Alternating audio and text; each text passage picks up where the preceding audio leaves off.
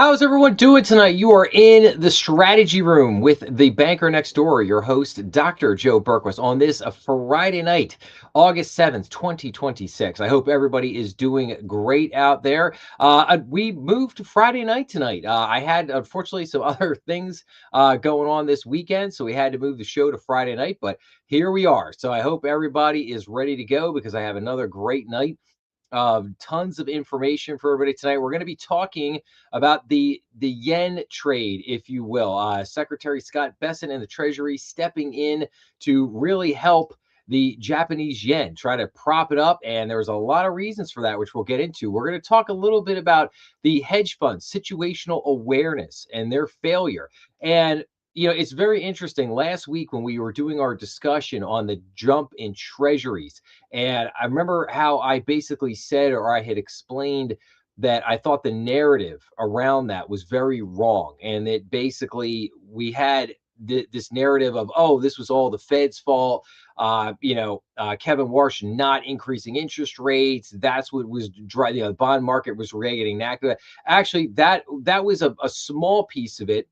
But the reality was the bigger piece driving the move in the bond market was all of the rumblings in the Japanese market with the yen and the implosion of situational awareness. That was what the market was really reacting to. And like I said, we would find it out. It would come out. Sometimes it comes out very quickly, sometimes not so much. Sometimes it takes a week, sometimes it takes a month, sometimes it takes 6 months.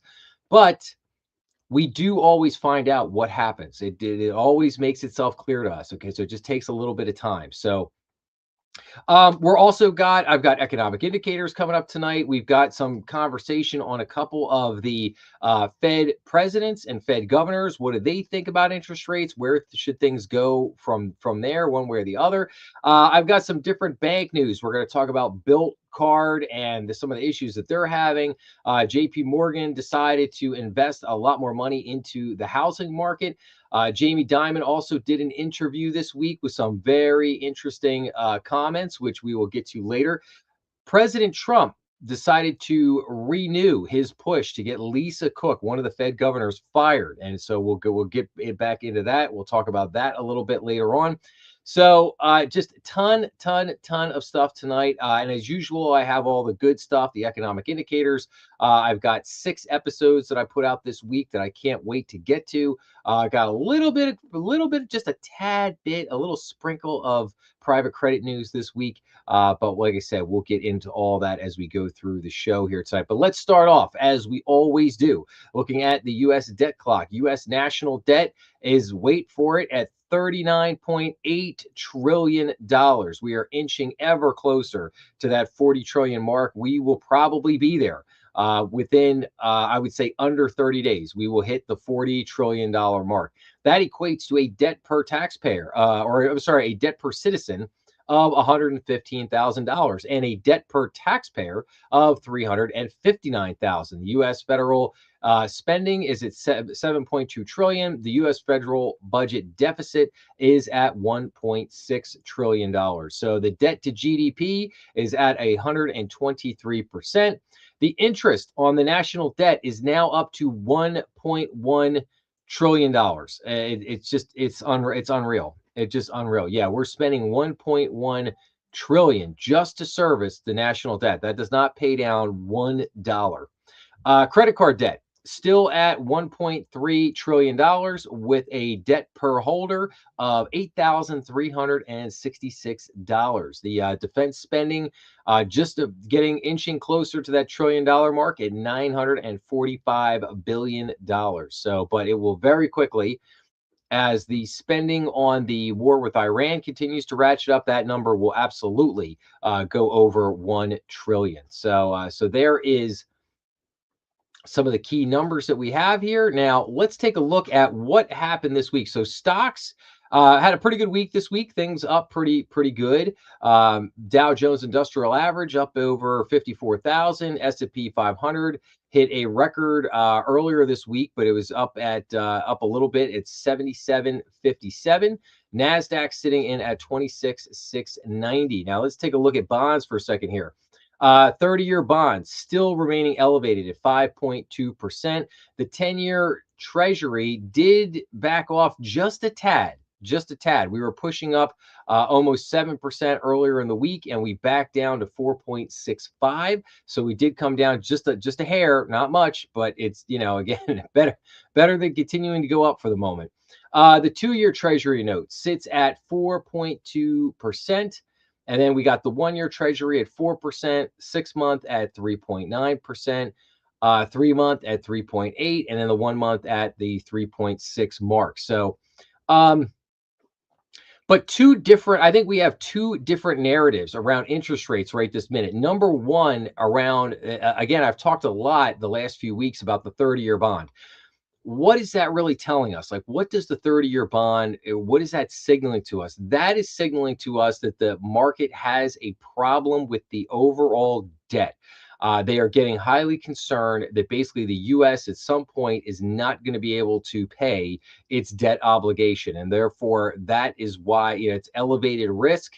And therefore, that is really pushing that long end of the bond curve way up at 5.2%. And it's not good that it's over 5.2%. We talked about that a lot over, like I said, the last couple of weeks.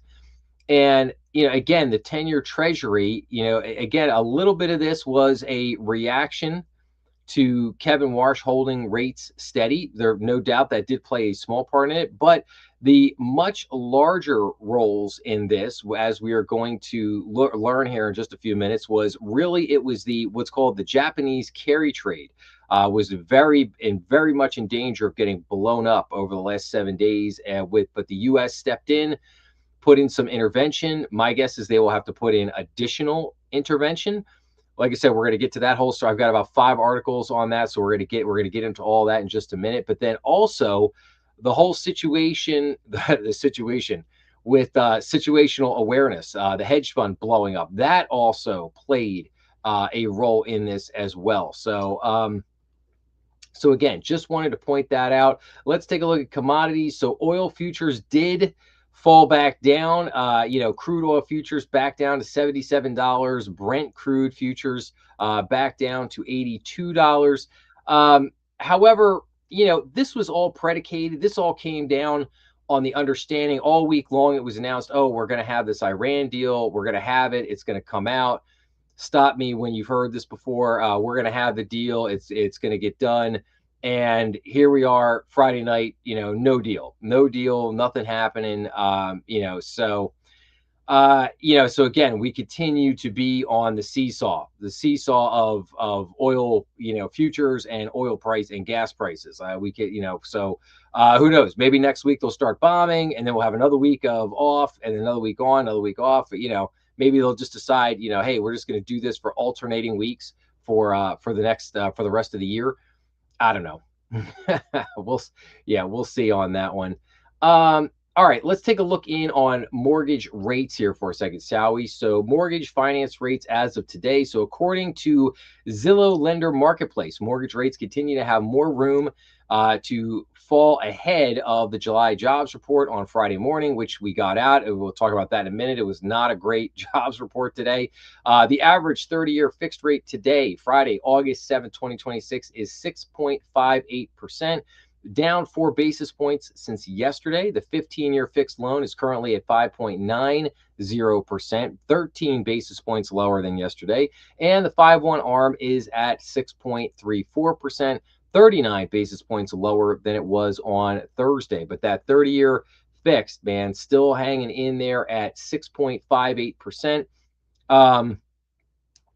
And again, like I just said, with the 15-year at 5.90, the 5/1 ARM at 6.34, and the 30-year VA at 6.03%. So again, interest rates not really where we wanted them to be. It's very interesting. I have an episode coming out this week where I cover what's called the sluice. The Federal Reserve does what they call the Senior Loan Officer Opinion Survey, also known as the sluice, where they look at what are banks doing in terms of their credit underwriting. Is underwriting tightening? Is it loosening? And then they also look at loan demand, and they look at loan demand for a number of categories, commercial loans, residential loans, consumer loans. But the interesting thing about the residential loans was that the loan demand was declining. And again, you could see why with the 30-year fixed rate up to hovering close up to 6.6%. Yeah, that's going to put a damper on it. I mean, when we were down at 6% at the beginning of the year, things were looking pretty good for the real estate market. I was sitting there going, yeah, I was really excited because I was like, yeah, you know what, this is probably going to be a pretty good year. And yeah, not right now. Yeah, not so much. So, all right, now let's take a look at the refinance rates here for a second. So the 30-year fixed, again, this is all refinance. 30-year fixed at 6.60%, the 15-year fixed at 6%, 5/1 ARM at 6.47%, and the 30-year VA at 6.07% there. And those are your refinance rates as of today. All right. I'm gonna make this. See if I can make this a little bit bigger here because I thought this was pretty funny. So Scott Besson, he wrecks one of Nick Timirios, one of the Wall Street Journal's like kind of premier business authors. He kind of he wrecks him in a little bit here, and I want to, I might have to try to make this a little bit bigger so everybody can see this. Okay. Treasury Secretary Scott Besson just nuked Wall Street Journal Nick Timiros from orbit. The Wall Street Journal's Nick Timiros was well known for being Jeremy Powell's top brown noser, willing to write whatever Jerome wanted. So what did Mr. Besson have to say here? Well, he says right here, one of the highlights of the Warsh Fed has been watching stenographers posing as journalists like the Wall Street Journal's Nick Timirios, reduced to reporting Fed backroom gossip because they're incapable of performing real economic or monetary policy analysis without being spoon-fed.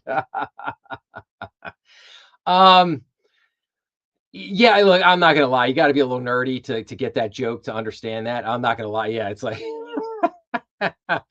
um, but that is just amazing, and it is true. There's a lot of truth to what Scott Besson is saying here, and that is that the news media, they one of the things that they hate about this idea of Kevin Warsh eliminating the forward guidance from the Fed is that again, the Fed has been doing this for the last 17 18 years now. So they are conditioned to the fact that every month or every couple months the Fed's going to come out and tell them, okay guys, we're going to increase interest rates in a month, and we're gonna do this. We're gonna use this in our toolbox. We're gonna use this stimulus method, and we're gonna do this. We're gonna do that. They're just so used to that now that the Fed is coming out saying, yeah, I don't know, we'll figure it out. When we're ready to make a decision, we'll let you know. And they're just like, wow, what? What? I mean, they literally just do not know what to do. And again, like Scott Bisson said, like, hey man, like, do some economic or monetary policy analysis. Come out with your let's have your own thoughts, your own interpretations, and the bond market is kind of hand in hand with this as well. I mean, the bond market again is so used to the Fed, just again spoon feeding them this information that in a certain respect it's going to take the bond market a little while to find their footing. Now, the only difference is in that job, if you're one of the people that basically facilitates or runs the bond market, you're not going to be able to just not kind of do your homework there. You're going to have to do other things there. So, all right, I did have some other.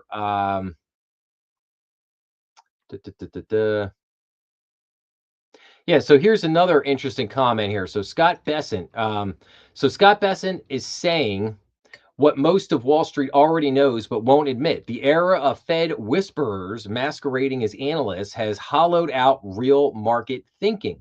For years, asset prices weren't driven by fundamentals, they were driven by interpretation of carefully leaked signals, trial balloons, and selective guidance. fed to a handful of well-connected reporters. That isn't price discovery, it's narrative management. When journalists become conduits for policy hints instead of interrogators of policy outcomes, markets stop analyzing and start front running. Wall Street stopped doing objective research and relied on the Fed to spoon feed them. Wall Street thus never questioned the Keynesian dogma. Wall Street became a lapdog for the Fed. The result is a generation of participants trained to decode tone shifts rather than evaluate capital allocation, productivity, or inflation dynamics. If the Warsh Fed is forcing that ecosystem to operate without a script, the discomfort you're seeing isn't dysfunctional, it's withdrawal. Markets that can't function without being spoon fed aren't efficient. They're dependent. A new era has begun, and some of the cool kids on Wall Street are upset. Let them. Let them. I love, yeah, James Thorne here. Yes, spot on. I love the comments there, man. Absolutely spot on. Like, yeah, and that's that. I could not have said that better. Um, let's see here. I got anything else here? I'll come back. Yeah, here we go. Ken Griffin. So this is an interesting chart. Look at this. Let me rewind this for a second here. So um this is US rent prices versus income. And let's see, let me go. Let me start back, pull this back here. So this is 1985 going up, and look at this: the orange in the rent price, the blue in the income. And look at this. That's just in the early 90s. Look at that. It does come back down a little bit here, but then spikes back up again. We have the tech boom, and then we're about 2000. Now we got the dot-com bubble burst, and look at that. Look at look at the rent prices. I mean, that is just unbelievable to watch that chart, go the way that it does. I mean, that's unreal. Now we're up to 2013 and still going. Still going. But look at that income. Look at that blue line here. Look, hanging out the bottom. Hanging out at the bottom. Look at that, 2021 and still going. It's starting to come back down, back up. Yeah, so it runs till about 2023, but yeah, it's just unbelievable. All right, last week I did an episode where I put out a bonus episode from last week's live stream, which is basically called BlackRock and Blackstone both remove private credit CEOs. So now here we have, and this is my little sprinkle of private credit news for the episode here. So here we have Goldman Sachs Private Credit Fund co-CEO David Miller to resign, according to BBG. So add a third private credit CEO leaving Goldman Sachs PNC fund. That is 3 in 8 weeks. Troop movements indeed. Yes. So,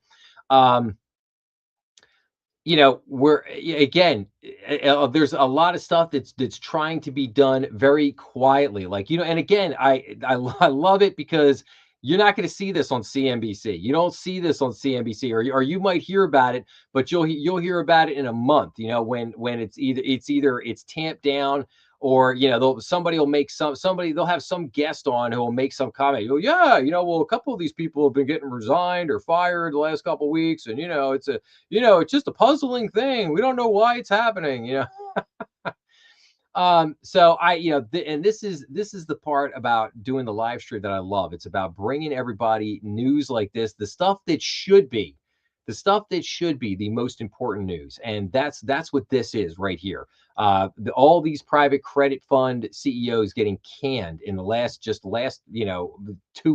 months. This is big news. This tells you that there are a lot of problems in the private credit world if these fund manager CEOs of these funds are all getting canned and pushed out. So, all right, let's see here. Do I have anything else? Yes.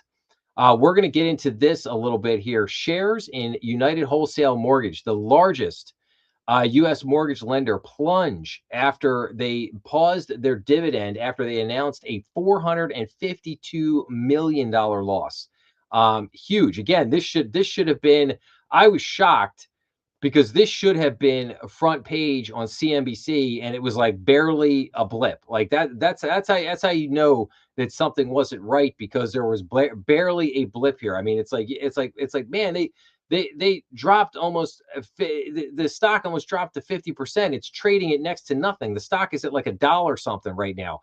And this is the largest US mortgage lender. And like barely a peep here. It's like, oh, I don't know. Why is that important? Why should we be looking at that?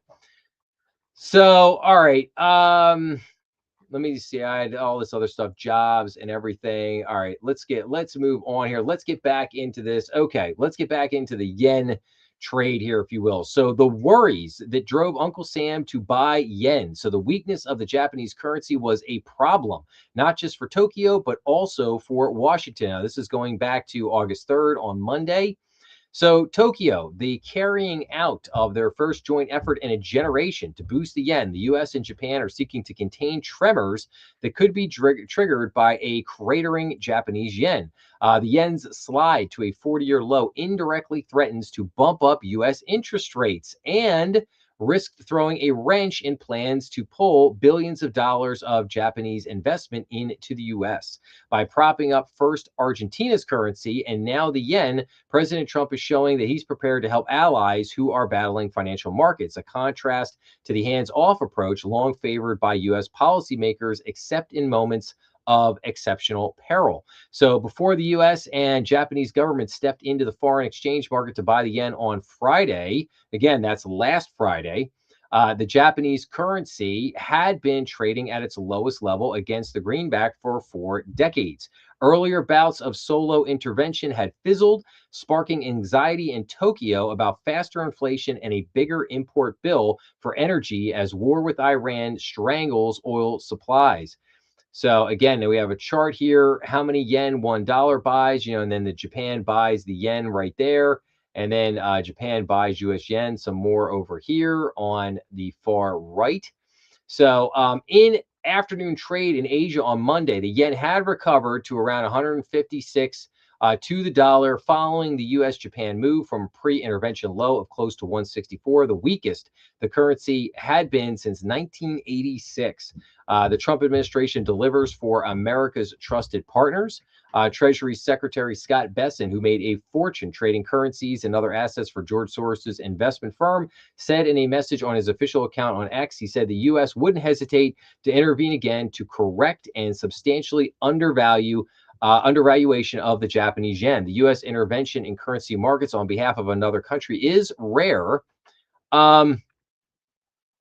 There are a variety of reasons why the US wants a stronger yen. A rapid and disorderly decline in the currency could spill over into other assets, especially as the yen is a popular funding currency because of the gap in interest rate between Japan and the rest of the world, including the US. The lure of what is called the carry trade has been lessened by a small rise in Japanese interest rates and may diminish further thanks to the US Japan intervention. But past crises have shown the risk of disorderly stampedes out of carry trades. The U.S. would be concerned about a rapid sell off in the yen that undermined global financial stability, said Paul Cavey, who runs East Asia Econ.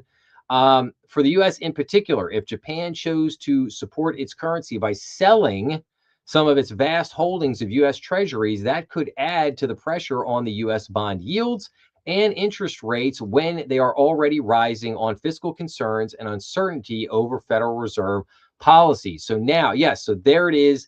Now you got it. Now you understand. For the US in particular, if Japan chose to support its currency, it would how does Japan support its currency? It does that by selling off a big chunk of its holding of US treasuries. Now, if they dump those treasuries onto the market, that would add pressure to U.S. bond yields. In other words, it would spike interest rates. It would remember rates and yields are inverse of each other.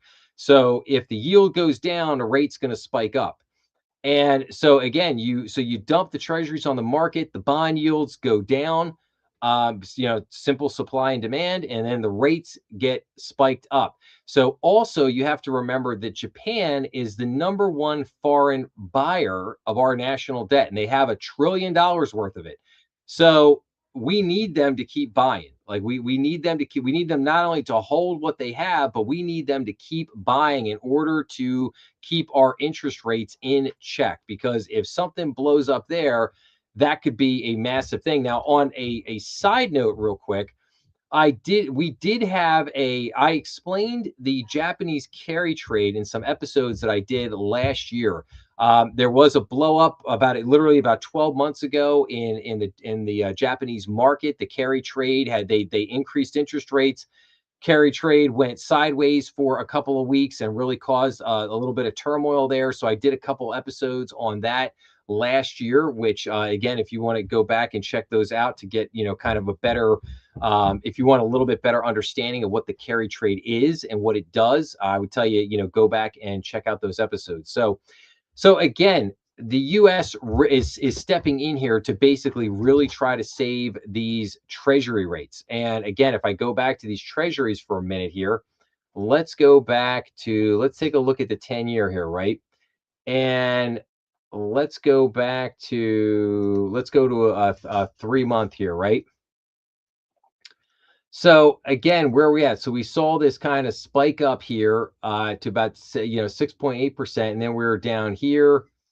Now, again, like when does this really start to pick up? It starts to pick up about a week and a half ago, right before the FOMC meeting and right around that time frame, that's when we start to see this spike up again. Now, like I said, if part of it was due to the Federal Reserve's decision, but the bigger rationale, the bigger reason here was because of what was going on here with the Japanese yen. So, all right, now, let's go into our next article here. So, why Besant is leaning on the Fed to help prop up Japan's currency. So, Treasury Secretary wants the central bank to help by raising its 60 billion borrowing limit on an obscure lending program. So, a little used Federal Reserve backstop built for the 2020 dollar shortage is being put to a use it was never designed for, bankrolling Japan's defense of the yen. Treasury Secretary Scott Bessent wants the backstop made bigger. Japan said Monday it planned to draw on the facility a day after Bessent publicly encouraged the Fed to expand it. The arrangement would let Tokyo raise dollars to halt the yen's slide without selling the U.S. government debt that would otherwise pay for it.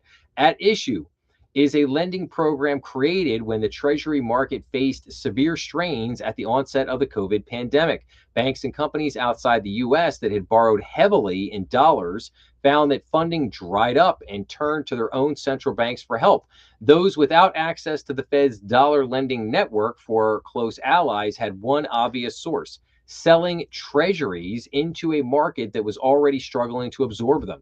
The Fed facility let them borrow dollars against those holdings instead. Japanese officials have indicated they will use the program to raise the dollars they sell for yen without liquidating the treasury portfolio that would otherwise pay for the intervention. Besson said the Fed could help by raising the 60 billion limit on how much any one counterparty can borrow. We would encourage it to be upsized in the coming months, Besson wrote in a social media post. The Japan held roughly 1.1 trillion in treasuries at the end of May. So the cap, not the size of its portfolio, is what currently limits how much it can raise this way. Lifting it would let Tokyo turn more of its holdings into dollars quickly and without selling them. Besson's request represents an early test of how Fed Chairman Kevin Warsh, who took office in May, intends to draw the line between the central bank and the administration that installed him.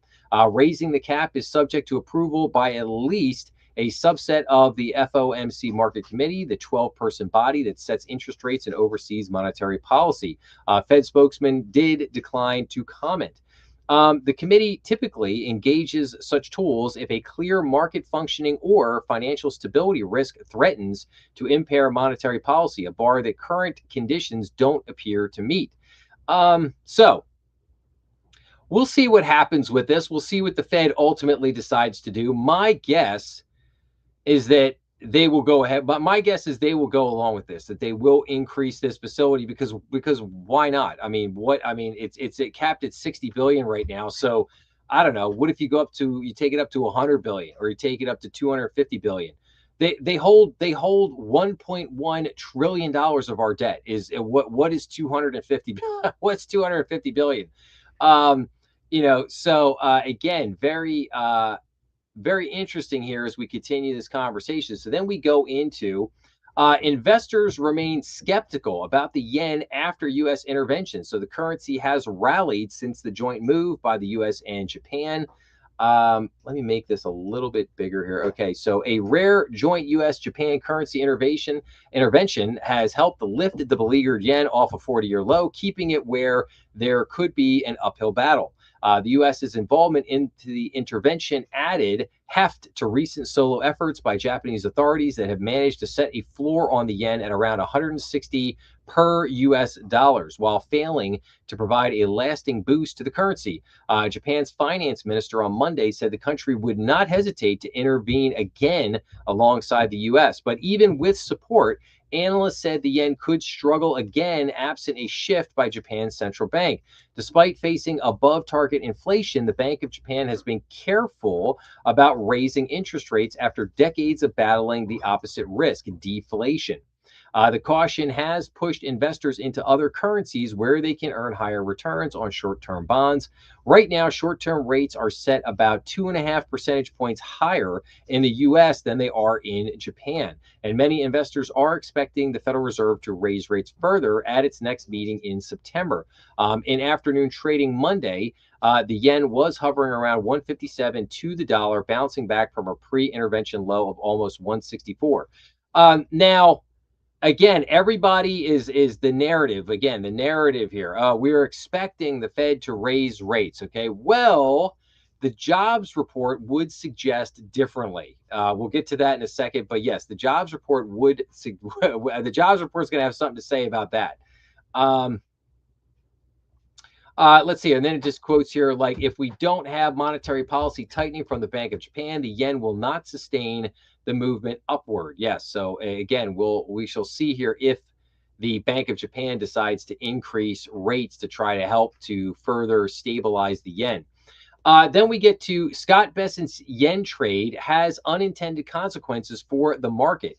The way it's being done should make us worry that the Fed is being roped into easy monetary conditions when it should be moving to tighten them. So the joint U.S. Japan support of the yen is unusual. The way it is being financed is unprecedented and adds liquidity when the punch bowl of the U.S. economy and market is already overflowing. So far, the scale of intervention is small, but Treasury Secretary Scott Bessent wants the Fed to drop the 60 billion cap on the emergency facility Japan plans to use or abuse, and pledge to do whatever it takes to help.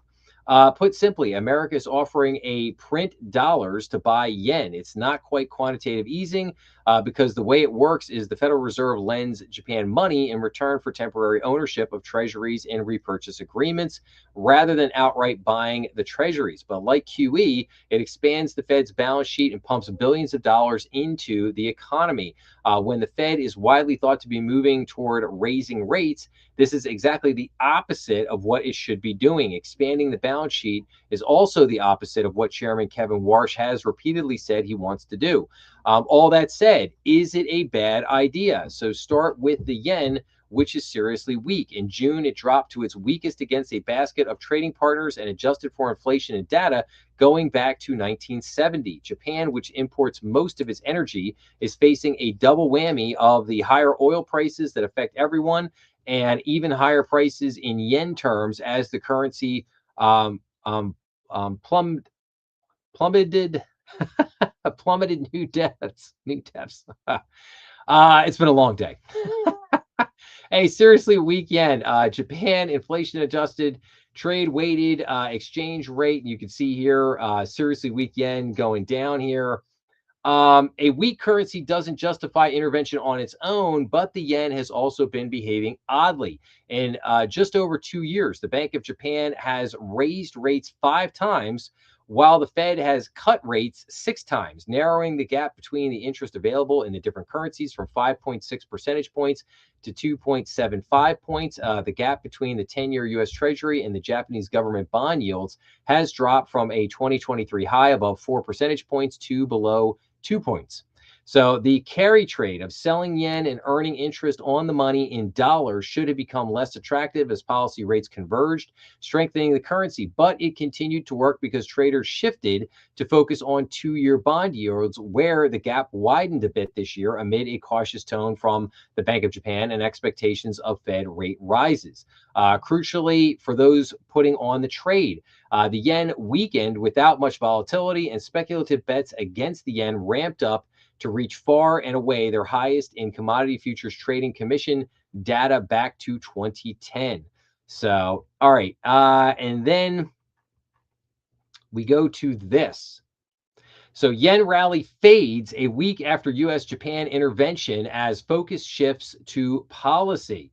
So, and this was as of today. So the yen weakening even after joint U.S.-Japan intervention last week. Its fundamentals remain under scrutiny, with market watchers now turning their eye to domestic policy changes. 1 week after the joint U.S.-Japan intervention to support the country's embattled yen, an initial rally appears to be waning as the currency drifts lower. The coordinated involvement from the Treasury and the Bank of Japan had initially lifted the yen as high as 155 to the dollar, down from just above 163 beforehand. But since then, it has wavered, giving up almost half of those gains to settle around 158.50 to the dollar 7 days after the move was announced on July 31st. The yen's fundamentals remain under scrutiny, with market watchers now turning their eye to domestic policy changes rather than government-backed support measures. So yes, so very interesting here on this Japan trade. Now, I would say a couple of things.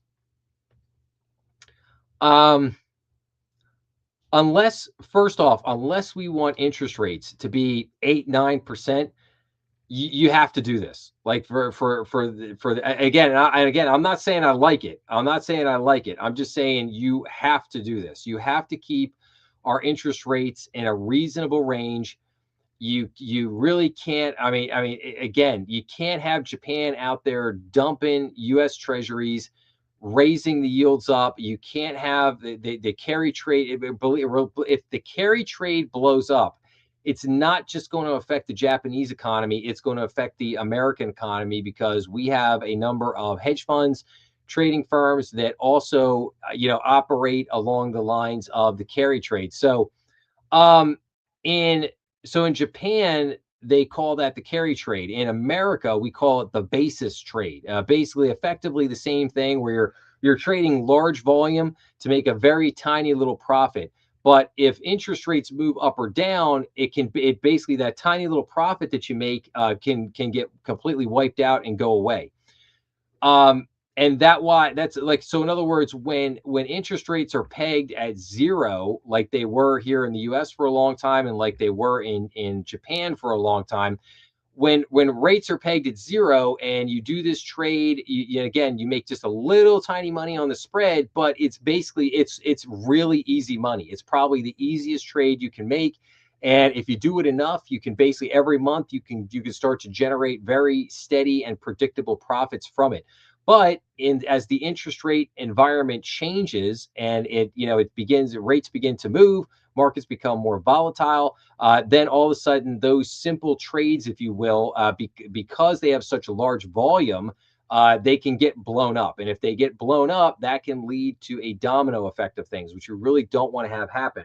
And that's why Bessent really needed to step in on this. He had to make sure that the carry trade doesn't blow up. He had to make sure that the Japanese don't start dumping U.S. That they got $1.1 trillion in U.S. Treasuries. We don't want them dumping them all over the open market, because that would dramatically crush bond yields, and it would spike interest rates. And that's absolutely what we do not want to happen. So while I say that I'm not really crazy about this, because you're rolling out a blank check for the Bank of Japan. And it will, again, the more if they borrow on this, whatever, that's just going to add to the Fed's balance sheet. Fed's balance sheet just continues to go, back up. So again, not really loving it, but but I think at the end of the day, like I think it's a good idea. If you can, again, it'll probably take a few weeks, might even take a month or two, but eventually, Japan will get it figured out. They'll stabilize, and everything will be okay. And then it's just a question of, well, okay, well, how much money did they borrow in the meantime? So all right, so that's the deal on that. Okay, now let's get into the jobs report here for a little bit. So the US economy unexpectedly lost 23,000 jobs in July. So non-farm payrolls unexpectedly declined in July, falling by 23,000 amid a drop of 53,000 government jobs and softness in retail, leisure, and hospitality, and slower than usual growth in healthcare. The unemployment rate edged lower to 4.1%, but was due largely to a further decline in those holding jobs or looking for work. Worker pay was nearly flat in the month as well, with the 12-month increase in average hourly earnings slipping to 3.2%, the lowest since May of 2021. So non-farm payrolls fell by a seasonally adjusted 23,000 for the first month, compared with the downwardly revised 20,000 for June. The Dow Jones consensus forecast had been looking for a gain of 83,000. So again, a big miss here in the jobs report. So you can see here we were down.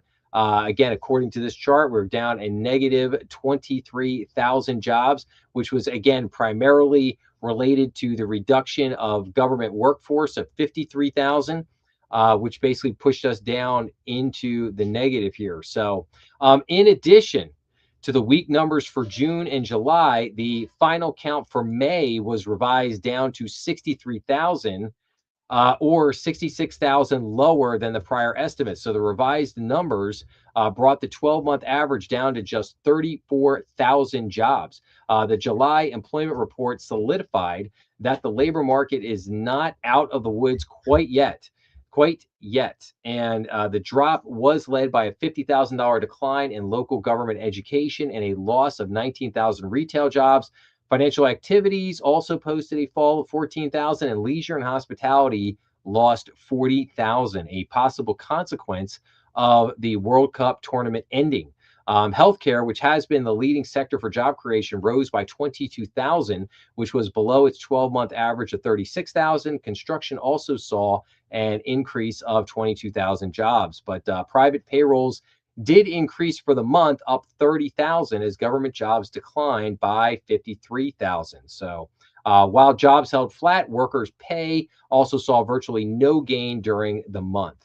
So average hourly earnings, again, a growth in average hourly earnings in the U.S. You can see here we're just just down, down, down, baby.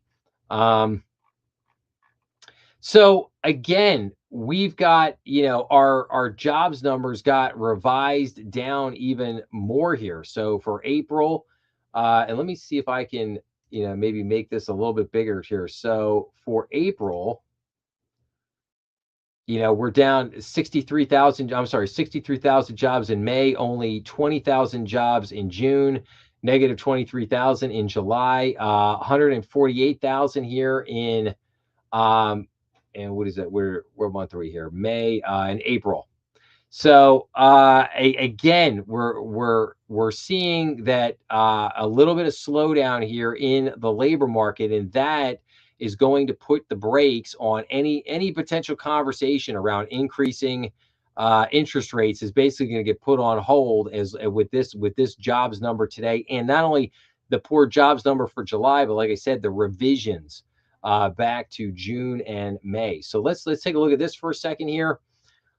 Here are three key takeaways from the disappointing July jobs report. So let's look here. So here are three key takeaways. So number one, misleading numbers.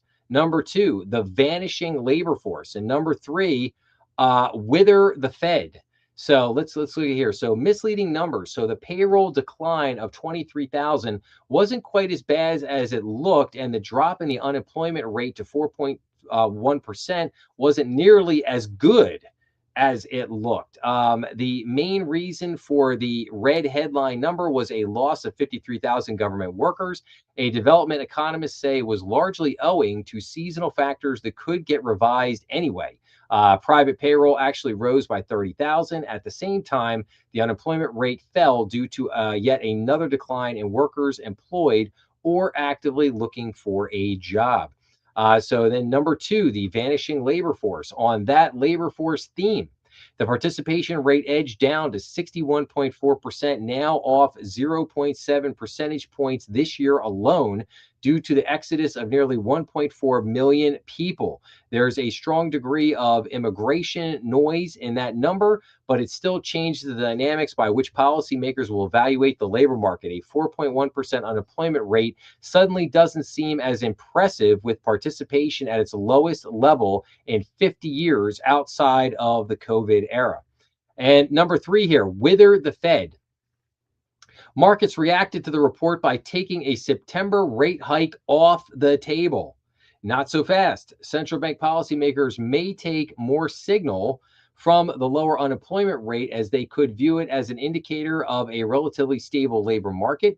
A common theme in post-report commentary from Wall Street on Friday that was that Fed officials likely will set this report aside and quickly turn their focus to next Wednesday's consumer price index inflation reading, while acknowledging that weak payrolls growth at least takes the urgency out of a September rate increase. Like, so yes, I would say, yeah. Very, very interesting here. Again, this was not what people were expecting. Certainly not what I was expecting for today. That is for sure. So, all right. Let's keep moving here. So let's get into some economic indicators for a couple minutes here. So manufacturing survey shows inflation worries worse than the pandemic era, adding to Fed pressure. So the ISM manufacturing survey for July showed robust conditions for U.S. factories, with the primary index hitting its highest level since May of 2022. But managers at some companies unfavorably compared pricing volatility to the COVID era. Continued inflation fears could add to pressure on Fed Chairman Kevin Warsh and his colleagues to raise interest rates in September. So, a burst in factory activity shows the U.S. economy may be escaping the burden of tariffs and gaining manufacturing jobs, while at the same time laboring under the geopolitical uncertainty that some industry leaders say is worse than the COVID pandemic. In its July survey of the manufacturing landscape, the Institute for Supply Management reported the fastest pace of growth in more than 4 years, a 55.6 reading that was the best since May of 2022 and above Wall Street expectations for 54.0. The index measures the percentage of companies reporting growth. So anything above 50 represents expansion. So leading the way were strong gains in new export orders, backlogs, and a 6.3 point spike in production. At the same time, the employment gauge hit its highest level since August of 2022 and marked an expansion for the first time in 33 months. So very interesting. Now, this take here is basically, saying, oh, this is bad because the manufacturing doing well and manufacturing taking off means that we're going to have all this massive inflation from this, so their take on it is that having manufacturing come back is a bad thing. You gotta love, just again, I think the reporting is like so, frustrating here. It's like it goes back, like if we go back to let's see here. So if we go, I want to go back to James McIntosh here. So James McIntosh, he comes out and he's just, again, at the beginning of the article, he's blasting these guys up. Oh, Secretary Bessent, he wants them to stop, and they're going to do this and that, and this is what Marsh, promised he wasn't going to do, and this, that, everything, and oh, blah, blah, blah, and Fed independence, and this, like what, like why is it that every other president can have relationships with the chairman of the Fed, the Treasury Secretary, but Donald Trump apparently is not. He is not allowed to be cool with anybody. He's not allowed to have his own people in the jobs. He's not allowed to be cool there. I don't understand it. Like, it's the double standard there is astounding. And they just so he spends the first half of the article here just whacking them. Simply put, America is just offering to print dollars to buy yen. It's not quite quantitative easing because the way it works is the Federal Reserve lends Japan money. But like QE, it expands the Fed's balance sheet. He's just hitting. But then the second half of the article, he sits there and he goes, well, all that said, is it a bad idea? And then basically he's got to admit that, like, yeah, you know what? This is actually a problem. They got to do something. They can't sit there and do nothing. They have to do something to address it. And then you get, like I said, you get into this stuff like with the manufacturing, and it's like, oh, this manufacturing is going to cause all this inflation, whatever. No, just stop, just stop. And then they just can't wait to pump rates. We need higher interest rates. We need higher interest rates at this moment. Like, we need a hole in the head. Like, what? Like, seriously, like, what is the deal there? But let's go on here with manufacturing for this. So U.S. manufacturing momentum persists with 7th month of expansion. The efforts to restore manufacturing could be finally showing up in the data, one top U.S. economist said. Now let's make this a little bit bigger here so everybody can see that. So the U.S. manufacturing industry registered its 7th consecutive monthly expansion in July, and factory activity is at its highest level in more than 4 years. How is that not awesome? I just asked the question, how is that not awesome? I mean, nobody thinks that's not great. I think that's fantastic. Like, that shows you there that, what Trump was trying to do with the tariffs is beginning to work. Last month's Purchasing Managers Index, PMI, rose to 55.6 from 53.3 in June, according to new data from the Institute for Supply Management's widely watched monthly survey. Economists had forecast a reading of 54. This was the highest level since May of 2022, highlighting the sector's strength this year. Factory activity has benefited from artificial intelligence-related investments and businesses front-loading orders to avoid potential supply chain disruptions and higher war-driven costs. Low business inventories also facilitated companies' replenishing of stockpiles. Activity was fueled by a sharp increase in output, accelerating at the fastest pace since November of 2021. Solid growth in new orders also edged higher. Price pressures eased slightly as the index slowed to a higher than expected 71.1 from 73. Input costs have been prevalent since the start of the war in the Middle East. Whether this persists in the second half of the year remains unclear because of the on-again, off-again hostilities and negotiations between the United States and Iran. So, but again, this is a good part of the story, right? This is a good part, isn't it interesting just to note the contrast in the articles here? CNBC. Manufacturing survey shows inflation worries are worse than the pandemic era. Really? Is that what the manufacturing survey showed? That inflation worries? No. Worse than the pandemic era. Really? That seems to be a little bit of fear mongering there, right? And then you get here to, Epoch Times. U.S. manufacturing momentum persists with 7th month of expansion. Just talking about what the thing actually is and not trying to put some, fear mongering, BS on top of it. It's just, it's a pet peeve of mine. It's a pet peeve. So U.S. manufacturing doing good. I like it. Is this adding tremendous amount of inflation? This in of itself? No, it's no. Stop. All right. Now, the U.S. trade deficit contracted in June. So the U.S. trade deficit contracted to 73.3 billion in June from 77.6 billion in May. Now, the U.S. trade deficit contracted in June, according to data published by the Commerce Department Tuesday. U.S. imports totaled 388 billion in June, down 1.8% from May, while exports were 314.7 billion, down 0.9% from May. That yielded a trade deficit of 73.3 billion versus 77.6 billion in May. Analysts polled by the Wall Street Journal were expecting a 72.9 billion monthly deficit. Imports of goods decreased 7.9 billion. Meanwhile, exports in crude oil decreased 5.7 billion. Imports of telecommunications equipment increased 1.1 billion.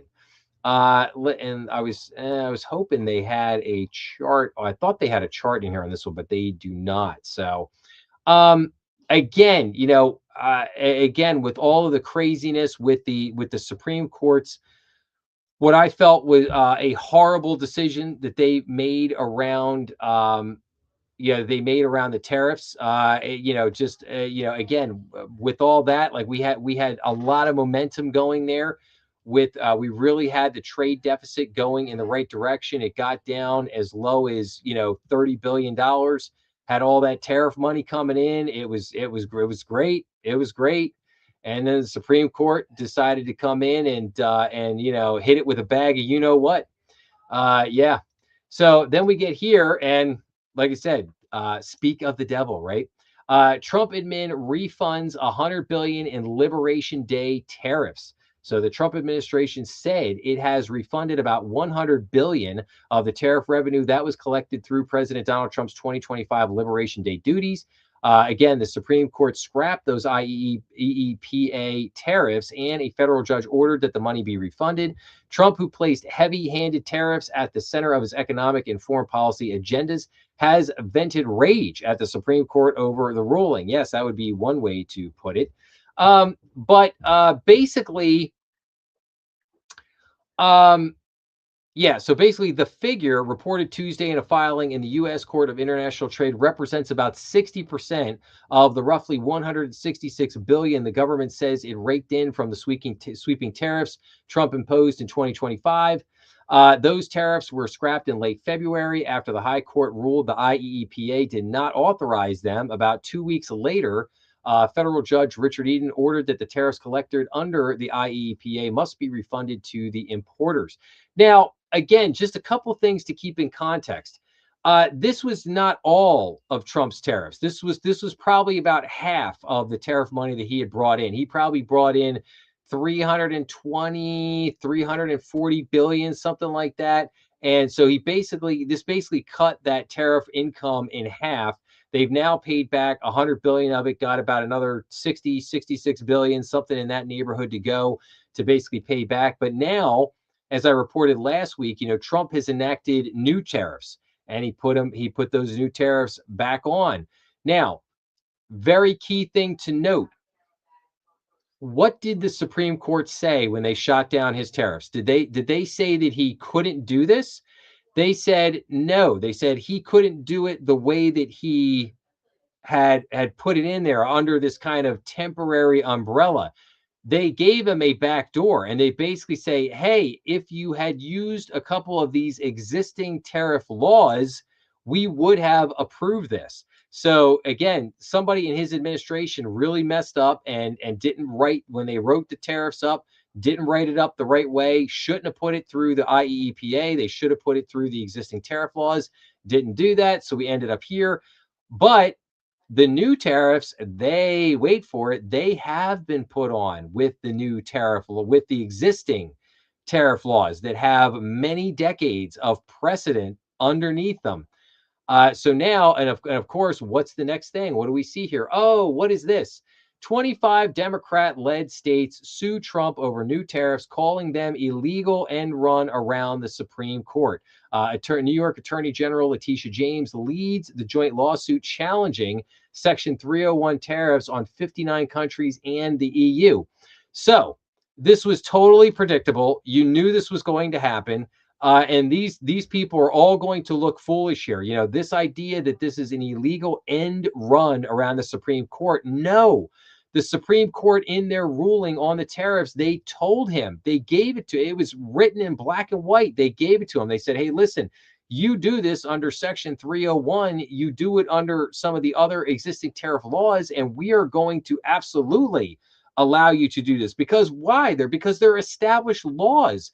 They're on the books. They have been challenged. They've got rulings. They got precedent that basically said, Supreme Court at other times and other court cases that basically say, like, no, they're legal. These are legal, these are legal laws that have been there for decades that other presidents have utilized from time to time. So he is fully within his rights.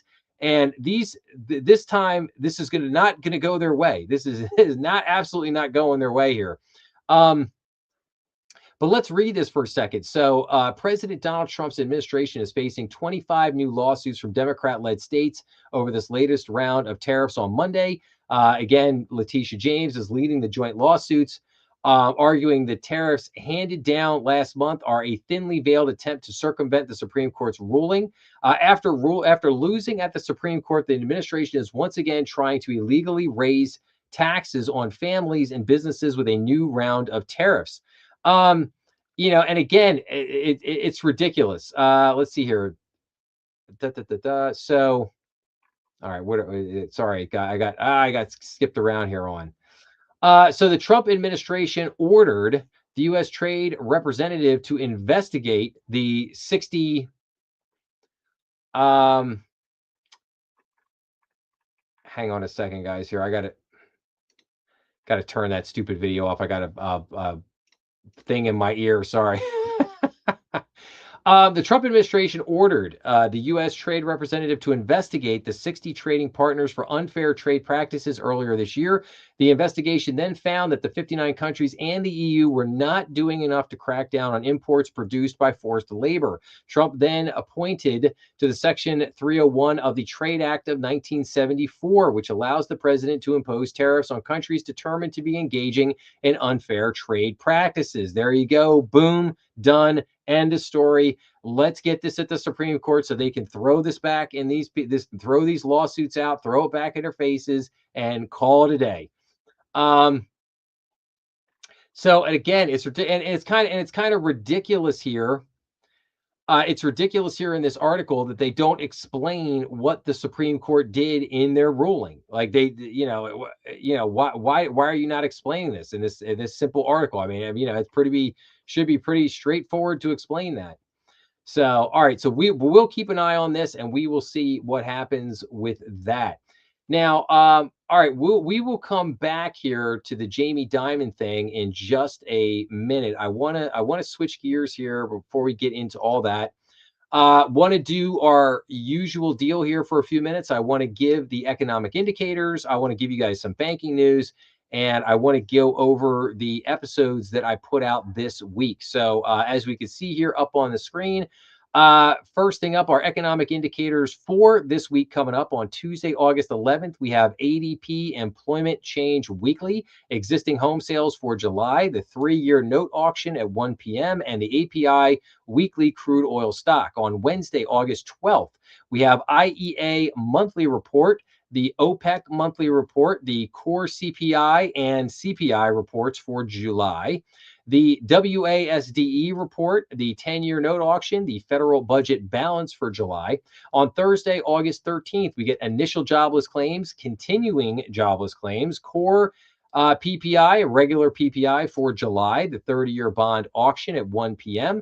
And then finally on Friday, August 14th, we get core retail sales for July, Michigan consumer sentiment for August, retail inventories for June, Atlanta Fed GDP now for the third quarter, and the U.S. Baker Hughes oil rig count. So again, a lot of economic indicators coming out this week. We're going to watch very closely some of these note auctions. We got the 3-year, the 10-year, the 30-year.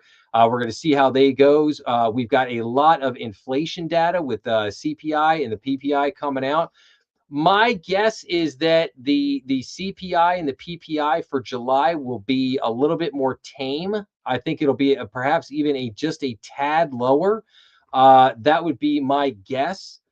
But we'll see. We'll see what happens there with some of that. And then, like I said, we got some retail sales, consumer sentiment, so on and so forth. So a lot of stuff coming out this week. So, okay, now let's go to some bank news here because I do have some interesting things to share with you guys.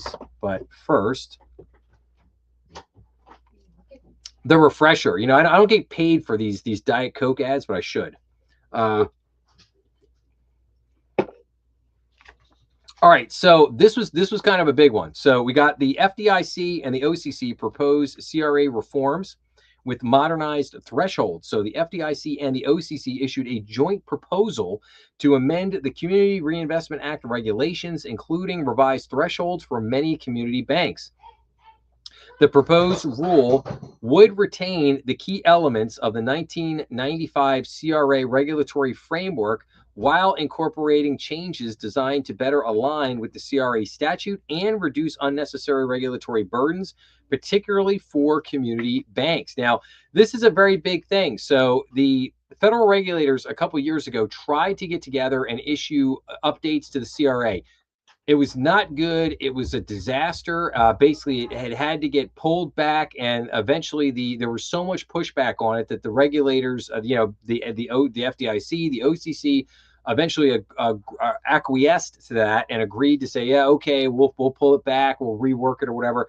So now here comes this new proposal for the CRA reform, and we'll see how this works out. It seems I'll tentatively say it seems okay, but that's a big one. The CRA reform here is a very, very big one. So all right, wholesale inventories were up in June. The College Fed Challenge registration has opened. So the Federal Reserve announced that registration is open for the College Fed Challenge, a competition in which teams of undergraduate students analyze economic and financial conditions and formulate monetary policy recommendations. That's interesting. That actually sounds kind of like fun. Would jump into that. Services sector expands in July. The Treasury removes disparate impact from regs. I love it. The Treasury Department rescinded portions of the Title VI regulations to eliminate disparate impact liability in line with President Donald Trump's Restoring Equality of Opportunity and Meritocracy executive order.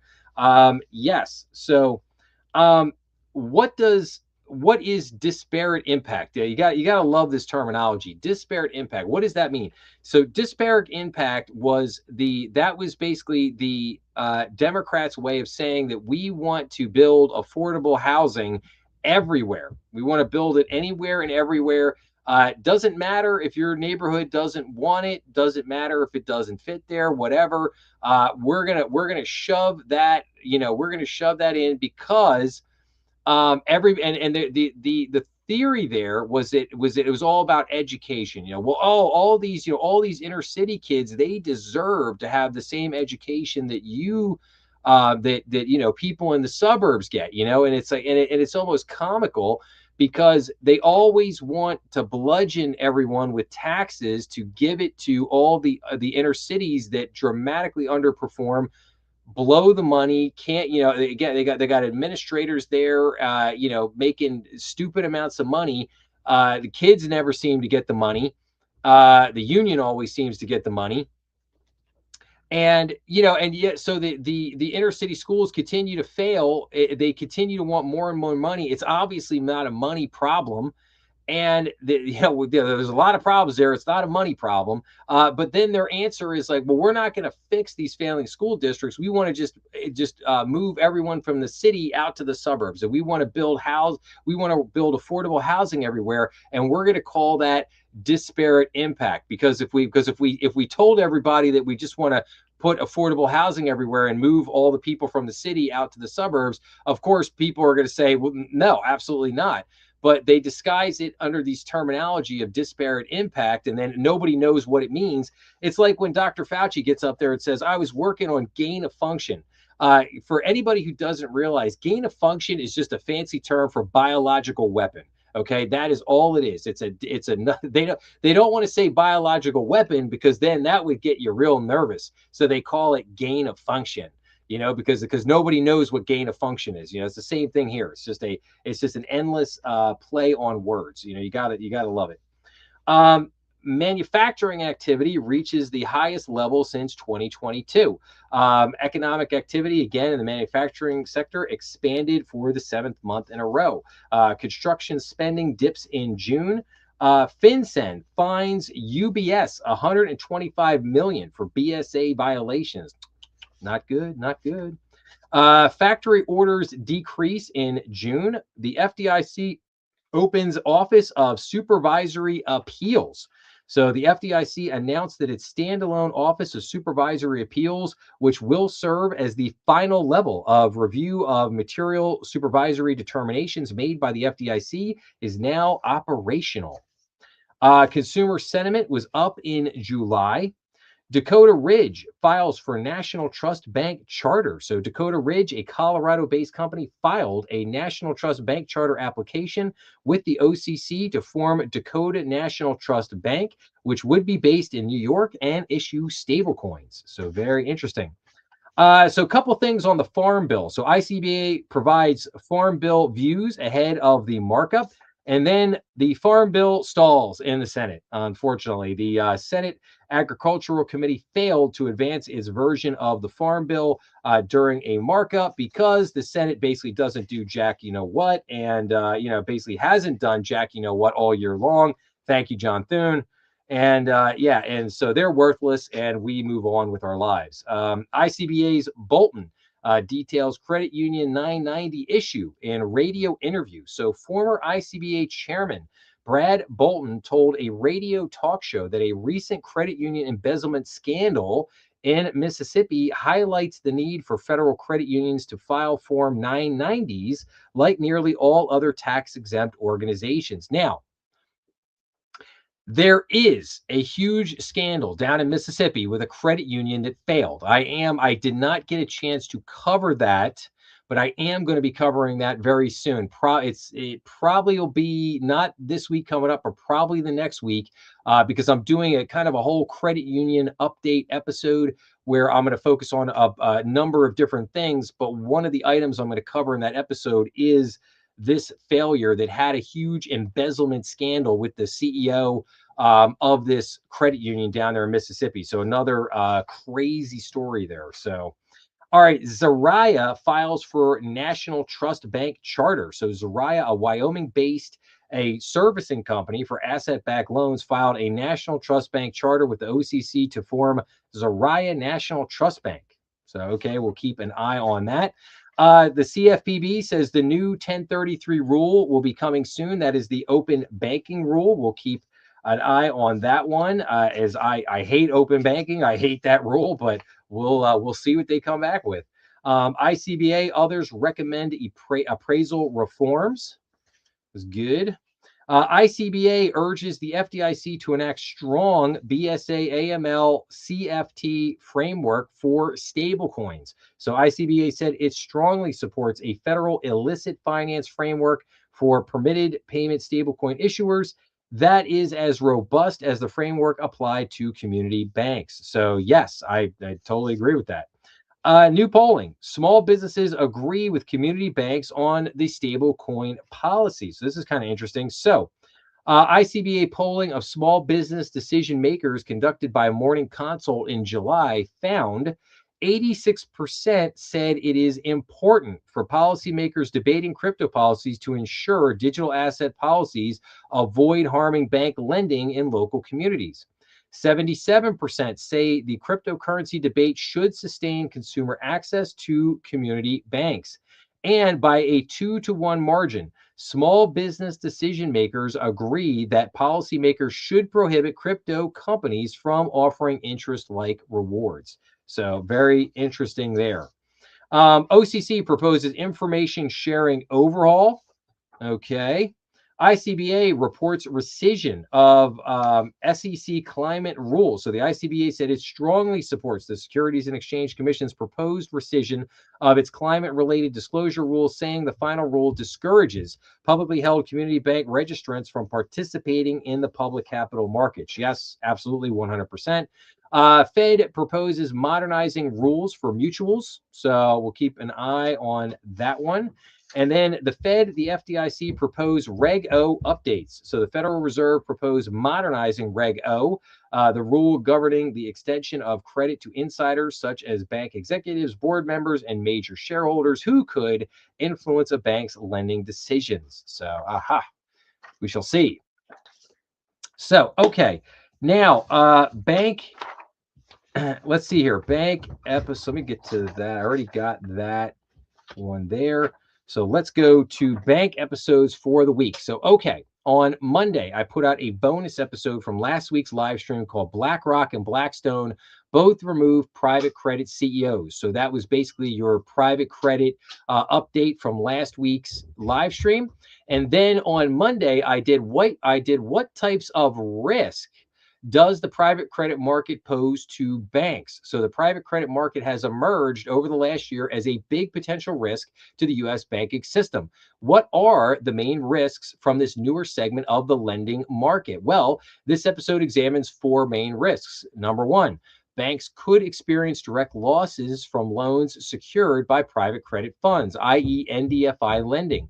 Number two, banks could lose their largest loan segment. Lending to NDFIs has become big banks' number one lending category over the last few years. Number three, banks will no longer be able to pass bad deals onto the private credit market, a la SRTs, otherwise known as strategic risk transfers. And then number four, a contagion of delinquency leads to a drop in values. So net asset values drop, real estate values drop, company values drop, leading to defaults, leading to bad loans, which leads to loan losses. This chain goes from the company to the private credit fund back to the originating bank. So again, really, I think really important episode there to understand if something blows up in the private credit market, how does that ultimately blow back on banks? Okay, moving on then. So then on Tuesday, I did another bank news episode where I talked about employee reductions, hires, bans, and the Bank of California having problems. On Wednesday, I did the ACH network volume jumps in the second quarter of 2026. So NACHA, my favorite banking acronym, NACHA, released their second quarter 2026 numbers for the ACH network. Highlights for the second quarter include an almost 30% gain in same-day ACH, a nearly 10% increase in B2B payments. Total volume on the ACH network was 9.3 billion payments with a value of 25.9 trillion. Same-day ACH handled 435.7 million payments, up 29.5%. So yeah, everything there in the ACH network looking very good. Then I did kind of, you can almost think of this as like a companion episode on Thursday. So Wednesday was ACH Network. Friday was checking in on Fed Now. So 3 years in, how is Fed Now doing? The Fed Now instant payment service realized an 80% increase in volume growth quarter over quarter. Active senders have increased 85% over the last year. The Fed Now currently has 1,800 plus financial institutions participating, and membership represents all 50 states. Approximately 50% of members exclusively use FedNow service. Over 50% of all U.S. checking accounts are now reachable by FedNow. FedNow continues to combat fraud by offering various tools, which include fraud classifier and scam classifier. It takes approximately 5 days for a bank to sign up and onboard to FedNow. So again, very interesting there. Very important to understand, what's happening in the technology space and how that technology is being applied directly to all of the different payment channels that we use day in and day out. So again, that's why I like to report on a lot of this stuff to let everybody know what's going on. Then earlier today, I had, hang on. Okay, so earlier today, I did what I thought was a fantastic episode. I literally think this is one of the best episodes I've ever done. This is called "How Did America Get Its Banks?" And this kind of goes along with the 250 celebration theme. So, how did America get its banks? How was the American financial system created? How has it evolved over the last 250 years to become the largest economy in the world? So, this episode seeks to answer these questions by exploring the economic history of the US. This episode primarily focuses on Alexander Hamilton and President Andrew Jackson. These two historical figures had immense influence over the American economy and the financial system in the early days of the country. The battle between Federalists and Anti Federalists, between people that wanted a central bank versus those that wanted a decentralized banking system, was central to how the early banking system evolved. I thought this was great. It really gave me a chance to cover a lot of history, a lot of economic history, but also tie in to a lot of the things that made America so unique. And I want to read, because this goes hand in hand with this. So I wanted to read this blog post from Emily McCormick, who is a vice president in editorial research for Bank Director. So, and this goes like this: in 1724, 52 years before he would sign the Declaration of Independence, Benjamin Franklin needed money to open a print shop. He went to his father, who thought his son was too young and the venture too expensive. Pennsylvania Governor Sir William Keith then promised the funds, but never actually came up with the money. Franklin finally found a partner, but that turned out disastrous. His partner preferred alcohol to printing, and the two were sued when the partner's father, who had backed the enterprise, didn't pay for goods that had been purchased on credit. Franklin's business was saved when two friends offered the funds to dissolve the partnership and settle with the merchant. So the question becomes, why didn't Franklin just go to a bank? That's a great question. The answer is he couldn't. He couldn't go to the bank. The British government didn't allow banks to operate in the colonies. Colonists instead relied on family, friends, and acquaintances for loans. A family member often had knowledge about whether or not the person was a good risk, wrote Sharon Ann Murphy in Other People's Money, her book about early American banking. Was the borrower reliable with money, a hard worker? Were they honest? So lending to Franklin would have been a sound credit decision. He was a successful printer by all accounts, an advocate for paper currency versus silver and gold. He printed roughly 2.5 million notes for the colonies and was the official printer for Pennsylvania and New Jersey. He also published the popular Poor Richard's Almanac, which he wrote annually under a pseudonym for 25 years, starting in 1732. Franklin's early experience trying to fund his print business must have stuck. In an essay he published as Poor Richard, he wrote, "If you would know the value of money, go and try to borrow some, for he that goes a borrowing goes a sorrowing."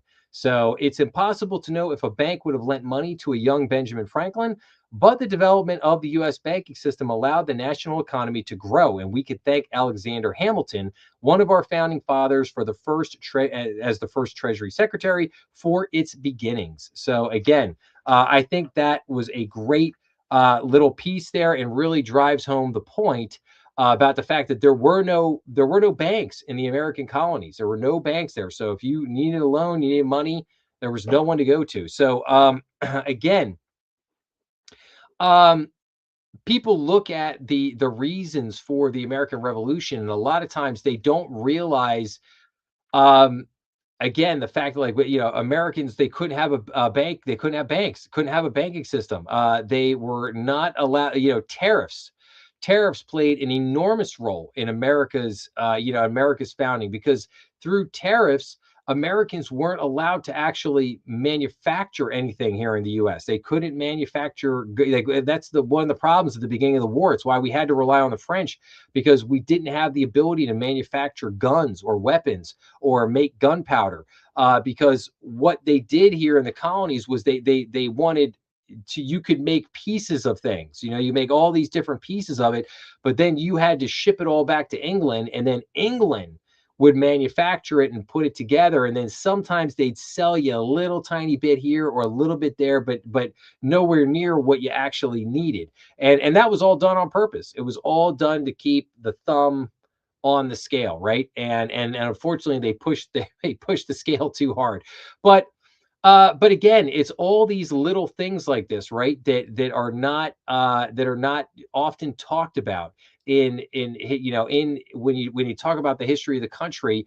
Again, a lot of people, they don't talk about tariffs. They don't talk about the banking system. They don't talk about all these things that by in and of themselves may not have necessarily been the end of the world, but they caused, tremendous issues and problems for the colonists. So, all right, so that was your economic indicators, your bank news, your my episodes for the week. Let's get back to some of the articles here. Let's see, where did I leave off? Okay, JP Morgan here. So Jamie Dimon. So if everyone will remember, Jamie Dimon gave an interview, I don't know, probably 4 months ago, back in April, where he started talking about private credit, and he basically referred to it as cockroaches. Like, hey, where you see one cockroach, there's usually another. Well, now Jamie is back, and now he is warning of high leverage. Somebody will disrupt the market, meaning something's gonna break or something's gonna go bad, and somebody's gonna mess things up here a little bit. So JP Morgan chief executive Jamie Dimon warned that leverage across financial markets remains elevated. Margin debt is the highest it has ever been, he said in an interview with CNBC's Leslie Picker. So, Jamie Dimon has warned that leverage across financial markets remain elevated, adding that investors should be mindful that hidden borrowing could amplify market disruptions. Margin debt is the highest it has ever been, he said in an interview with CNBC's Leslie Picker. There's a lot of margin debt you don't see because it's not called margin debt, it's called other things. It's that kind of leverage, some hidden, some public. He pointed to borrowing through prime brokerages, hedge funds, exchange traded funds, and treasury arbitrage strategies. The market leverage is pretty high.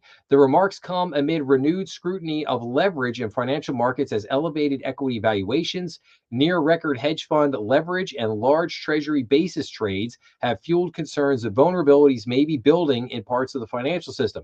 Diamond said the heavy leverage increases the risk that a single investor or fund could trigger broader volatility. Oh, you mean like situational awareness?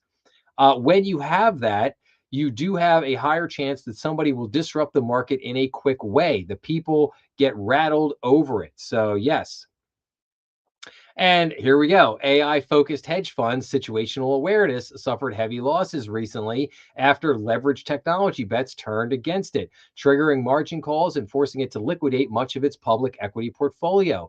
When asked about the recent collapse of situational awareness, for which JP Morgan was one of the prime brokers, Diamond said the episode demonstrated that markets can absorb its failure without broader disruption. He also stopped short of describing the high leverage as a systemic threat, noting that markets have generally been able to absorb isolated failures. I'm not going to say it's systemic high. It's going to cause a disaster, but it's high, he says. um, okay. All right. So Jamie Dimon put, like I said, Jamie Dimon puts his warning out here. Let's move on to some other things here. So what are some of the Fed governors saying right now? So this week we had the Fed's Minneapolis Fed President Neil Kashkari says now is the time to start slowly moving rates up. So Minneapolis Fed President Neil Kashkari told CNBC on Wednesday that he thinks the central bank should start slowly moving up interest rate. Kashkari was one of three dissenters at last week's policy meeting who voted against the decision to hold benchmark rates steady. The policymaker noted that Fed Chairman Kevin Warsh told him, do what you think is the right thing to do for the economy. Then go out on CNBC and throw me under the bus. And no, I don't think he included that last one in there. All right. Philadelphia Fed President Paulson, content with rates at current levels, but keeping an open mind. Philadelphia Fed President Ann Paulson told CNBC on Tuesday that she is confident the current interest rate level is sufficient to bring inflation back to target. The policymaker voted last week with the FOMC majority to hold rates steady and said it was not a close call for her, despite the 9-3 divide on the panel. Paulson said she's keeping an open mind about changing the changes Chairman Kevin Warsh has discussed. So again, she got the assignment. She got the message. She was like, okay, the wind. Let me check. Winds of change blowing. I need to switch up what I'm doing here a little bit. So she got the memo. She got the memo. Neil Kashkari did not get the memo. He is yeah. So he is obviously taken from the shadow chair, the Jerome Powell playbook. All right, now we get into this. Trump revives effort to fire Fed's Lisa Cook. So this was kind of hot off the presses this afternoon here. President Donald Trump is considering firing Federal Reserve Board Governor Lisa Cook, the White House said. Trump first tried to fire Cook last year on mortgage fraud allegations, but Cook denied the charges and filed a lawsuit challenging her dismissal. A federal court blocked Trump from firing Cook while her suit was pending. The Supreme Court, in a 5-4 ruling in late June, upheld that decision. These allegations are baseless now as they were a year ago, Cook's attorney Abe Lowell said. Now, hang on a second. Let's pump the brakes for a second. So, the Supreme Court did not explicitly say that Trump could not fire Lisa Cook. What they said was that he could not fire her while the suit was pending. So once the suit plays out in court, if they find that he can, or if they find that she committed a crime, i.e. mortgage fraud, and then therefore he could remove her on the basis of she committed a crime. If the court rules like that, then yeah, he should absolutely be able to fire her. And again, and that's the funny thing. She has been accused of committing mortgage fraud. That's a crime. That's a crime. I would think that anyone, I don't care who it is. I mean, if Kevin Warsh got caught committing mortgage fraud, I would like to think that yes, you would ask him to, at the very least, okay, he's stepping down. You're asking him to leave, okay, because you committed a crime, and at the worst, you're taking him out in handcuffs. So this idea that like Lisa Cook somehow is it like Donald Trump is just picking on her for no reason. It's like no, she committed mortgage fraud. It's not that nothing happened here. But the Supreme Court didn't say explicitly that he could not fire her. They just said that he could not fire her while the case was basically pending, and that the case had to play its way out.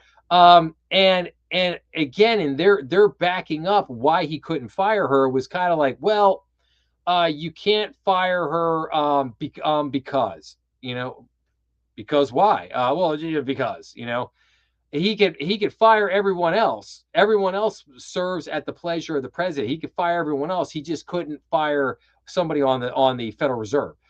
That's a problem. That's a big problem. But anyway, here let's go down. So. White House presidential aide Dan Scavino, in a letter to Cook dated Wednesday, said there is sufficient reason to believe that you made false statements in one or more mortgage agreements. Those are the same allegations Trump and his allies floated when he first moved to fire Cook from the central bank last year. Of course, she denied the charges. A federal court blocked Trump from firing Cook while her suit was pending. But Chief Justice John Roberts noted that the court's decision did not stop Trump from trying again to remove Cook over the mortgage fraud allegations. Any new attempt to fire her would require additional steps in order to protect Cook's constitutional due process rights, Roberts wrote. Scavino, Trump's deputy chief of staff and director of the Office of Presidential Personnel, wrote that he was sending Wednesday's letter pursuant to the Supreme Court's opinion. He instructed Cook to provide an explanation for your false statements and accompanying evidence within 3 weeks. Let's see here. Let's skip down here. Federal Reserve declined to comment. But again, I'm kind of curious, like, well, where's the case at? Like, what's happening with the case? I get that you're trying to put pressure, you're trying to put the heat back on her again. I get that, but what is actually happening with the case? I'd like to see a little bit a more of an update there with that, because I'm trying to understand. I mean, this has been a year now. So what, again, I know the wheels of justice turn slowly, but come on, like this. I mean, I think the evidence was pretty clear cut. I think it was pretty clear cut what she did. It shouldn't take a year it should not take a year to figure this out. So yeah, well, so we'll keep an eye on that for a second. But before we go to that, some key takeaways from the Supreme Court's ruling on Trump's firing power. So the court's rulings have long-term effects on independent agencies and the Federal Reserve. So the Supreme Court issued a major ruling. Um, so, in one of the cases, Trump versus Slaughter, President Donald Trump notched a significant win. And he said in a post on True Social that the court's decision was a historic and unprecedented ruling. The decision not only allowed him to fire a member of the Federal Trade Commission, but also overruled a nearly century old precedent limiting the president's ability to fire heads of agencies. However, the Supreme Court also made clear that Trump's power to fire wasn't unlimited. In Trump versus Cook, a majority of the court refused to grant Trump's request to fire Federal Reserve Board Governor Lisa Cook.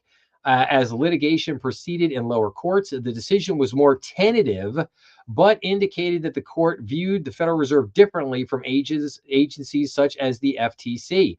It also said that the Constitution required some kind of due process for removing officials such as Cook. Here are many main takeaways. So again, historic ruling, yeah, we got that.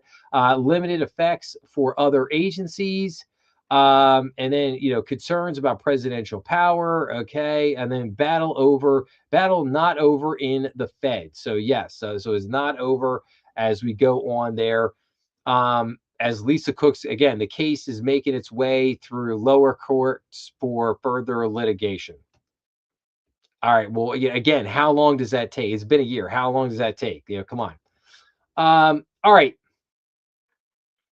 Let's take a look at this. So United, I talked about this for a minute at the beginning. So UWM Holdings Corp, the largest mortgage company in the US. This thing freaking plunged. So let's see here. United Wholesale Mortgage plunges 35% after suspended dividend and raising capital. Now, the stock plunged. We could see here on this other chart. I'm going to go back. I'm going to kind of flip back and forth on this chart here.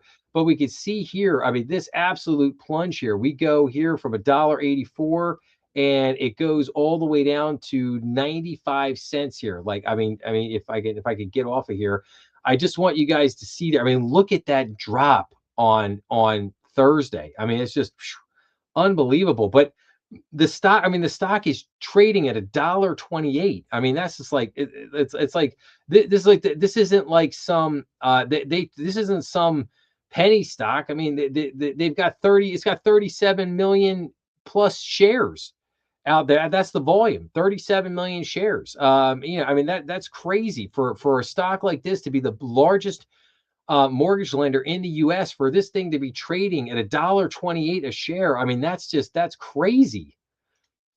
And then let's take a look here. So shares in UWM Holdings, parent of United Wholesale Mortgage, plunged 35% on Thursday after the biggest U.S. mortgage lender suspended its dividend and raised fresh capital. UWM announced a $2.05 billion equity investment from Oaktree Capital Management and SF as a Group Capital LLC, a newly formed investment vehicle owned by family of CEO Matt Ishbia.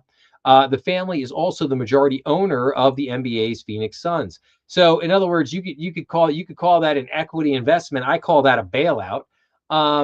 Pontiac, Michigan-based UWM also said it suspended its quarterly dividend to preserve capital.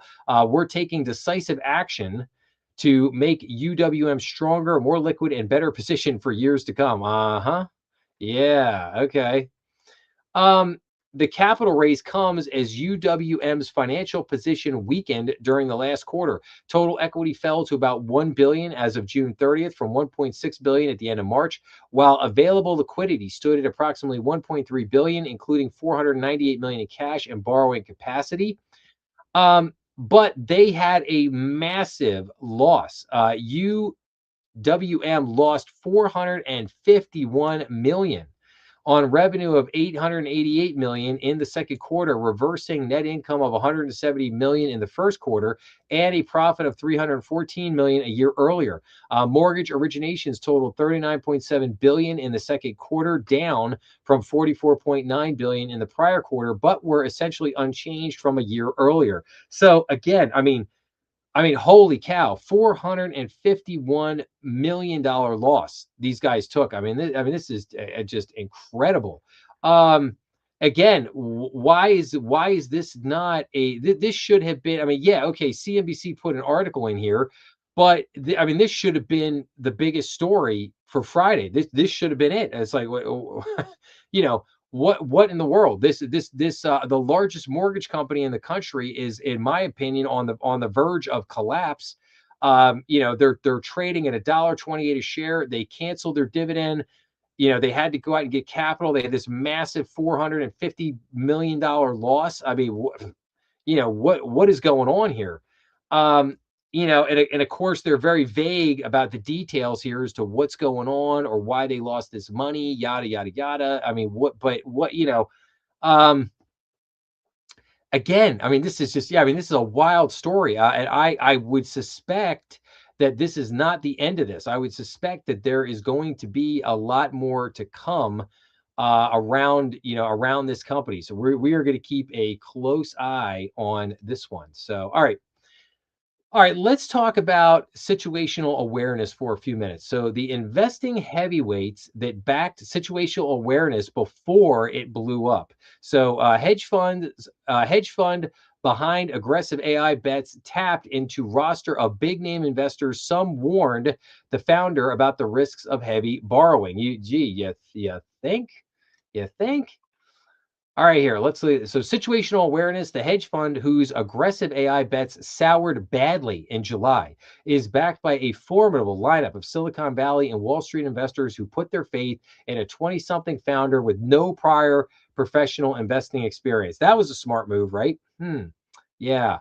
Among the fund's investors are Dan Sundheim, founder of hedge fund D1 Capital Partners and a major SpaceX shareholder; Silicon Valley investor Neil Mehta, co founder of venture capital firm Green Oaks; the foundation of Gura Kapadia, founder of investment firm XN; and Faraz Dewan, the former head of public equities at Tiger Global Management, according to people familiar with the matter. Those investors and others signed up for the vision of Leopold Aschenbrenner, Situational's founder, age 24, who managed to build a 45 billion investment powerhouse at the center of artificial intelligence trade. The fund borrowed heavily to finance its AI bets and scrambled to raise cash last month after several of its holdings plunged, triggering demands from lenders. Ultimately, Situational sold the bulk of its public stock portfolio to Ken Griffin's Citadel. Some of the fund's backers had grown frustrated before the recent turmoil and had warned Aschenbrenner about the risks of leverage, according to people familiar with the situation.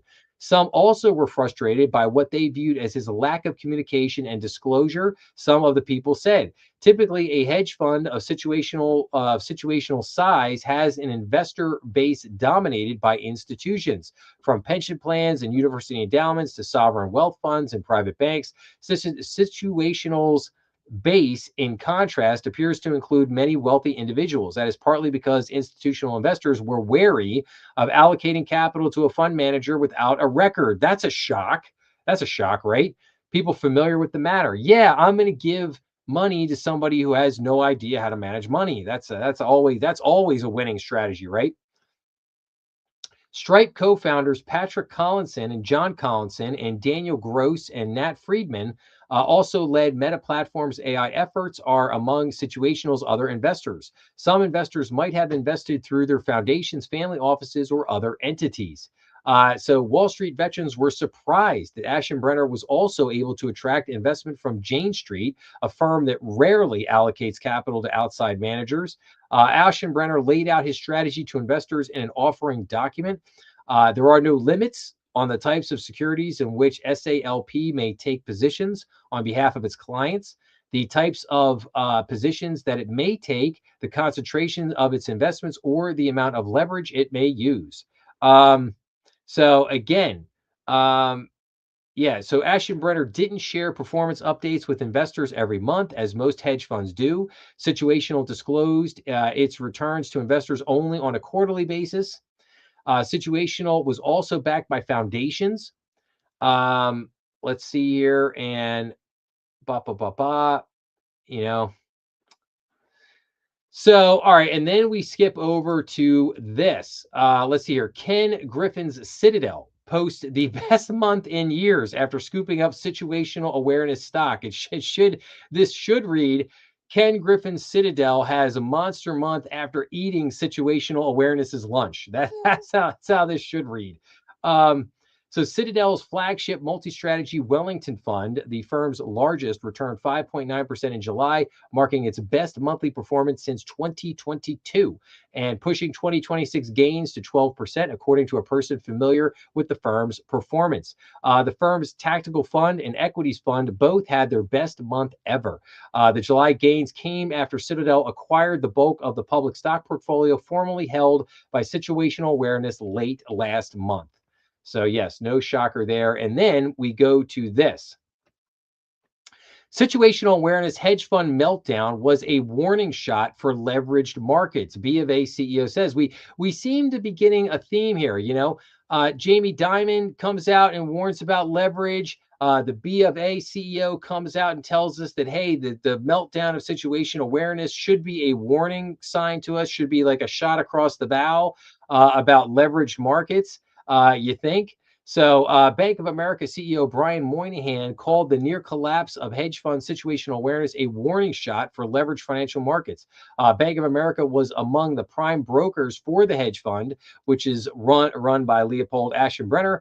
Moynihan's comments suggest Wall Street's largest prime brokers are already re-examining exposure to highly leveraged investment firms. Yes, I would say that after that episode a week ago. And here's the thing. I heard during the week, I heard people comparing the events at situational awareness with almost the events of what happened to long-term capital management back in the late 1980s, because you had what was called the Asian contagion back there in the late 80s, which became the bit, this problem in the Asian currency markets. Basically, trades went sideways, led to the basic near collapse of long-term capital management. And all the biggest players on Wall Street were way deep into long-term capital management. So they had to bail out long-term capital management, because if that thing went down, it was going to pull down a lot of other places with it. And it was very much too big to fail. And it was, very much a much smaller example of what we ultimately got 10 years later in the financial crisis of '08, with the failure of Lehman Brothers, Bear Stearns collapsing. So we got a little bit of taste of that, but again, this was a little bit similar to that situation with long-term capital management. Again, not as dire as a situation, but something similar to that. And you wonder, again, I think that this rattled markets underneath the surface a lot more than people realized last week when this happened. So, all right. But again, the theme here of the night, leverage, leverage, leverage. Nothing will kill you faster than massive amounts of leverage. So, all right. Couple other things here. Will America's AI investment boom end in tears? AI-related companies accounted for 3/4 of the S&P 500's gains over the past year, and 80% of the index's earnings growth. So investors are getting increasingly nervous about the AI-related investment boom that is driving America's GDP growth, sparking heightened volatility in both equity and debt markets. Capital expenditures on AI infrastructure, software, data centers, power facilities, and computer equipment escalated from $235 billion in 2024 to more than $700 billion projected in 2026. And analysts say that this cash outlay, already the largest investment splurge in American history, could be just the early stages of the investment cycle, with much more to come. Capital expenditures on AI could reach between 4 trillion and 8 trillion over the next 5 years. That's called insane. That's called absolutely insane. Meanwhile, we haven't even gotten out of 2026, and already a lot of these AI companies, their free cash flow is going negative. We haven't even gotten to the first year of $1 trillion investment, and their free cash flow is already negative. Like, what does that tell you? That tells you that these projections of capital spending are just not. They're not only absurd, they're insane. They are insane. So all right. So we'll keep an eye on this, but yeah, like, will this end in tears? Maybe, maybe. Texas governor orders a complete pause on new data centers pending audits. The governor cited concerns with the center's power and water usage.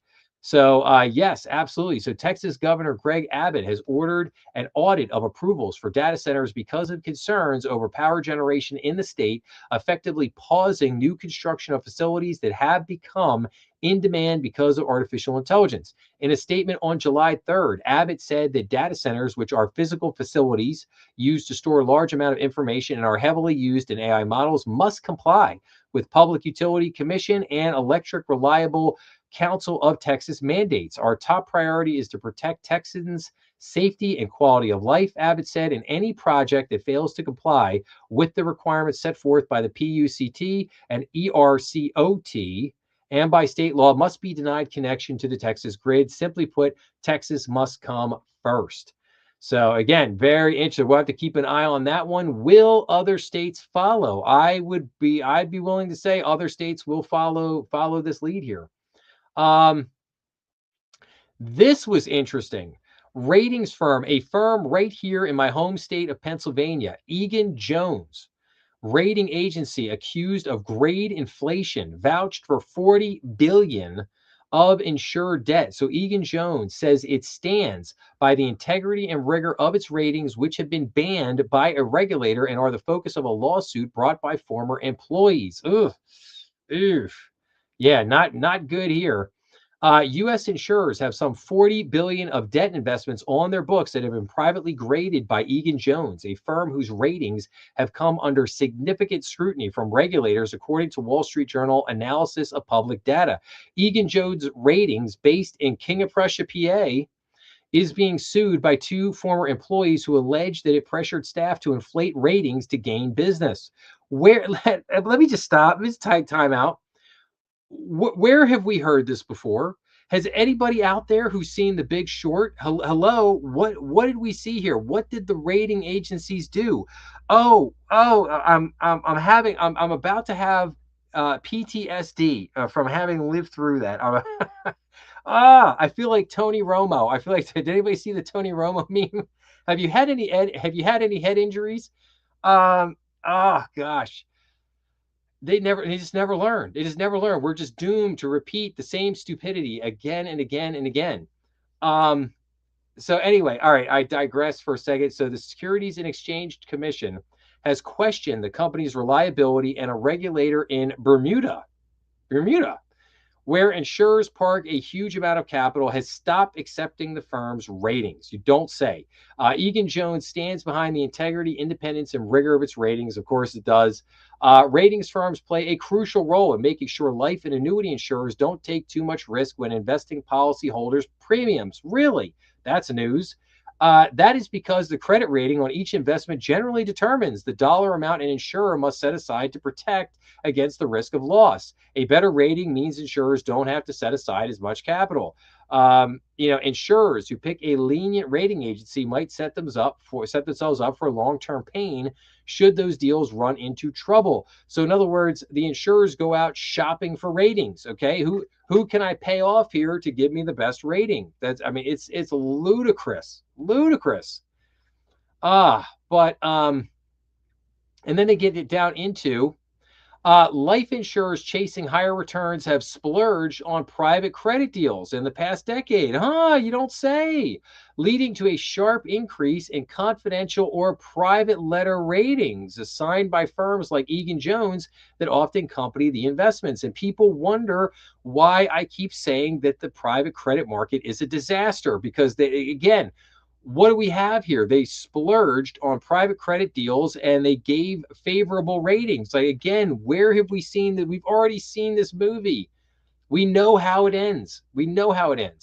A wave of defaults on often illiquid private credit assets has brought attention to the potential pitfalls that come with lending to smaller or less creditworthy businesses and stoked concern about the ratings assigned to those investments, even though they apply to a fraction of the total debt owned by insurers.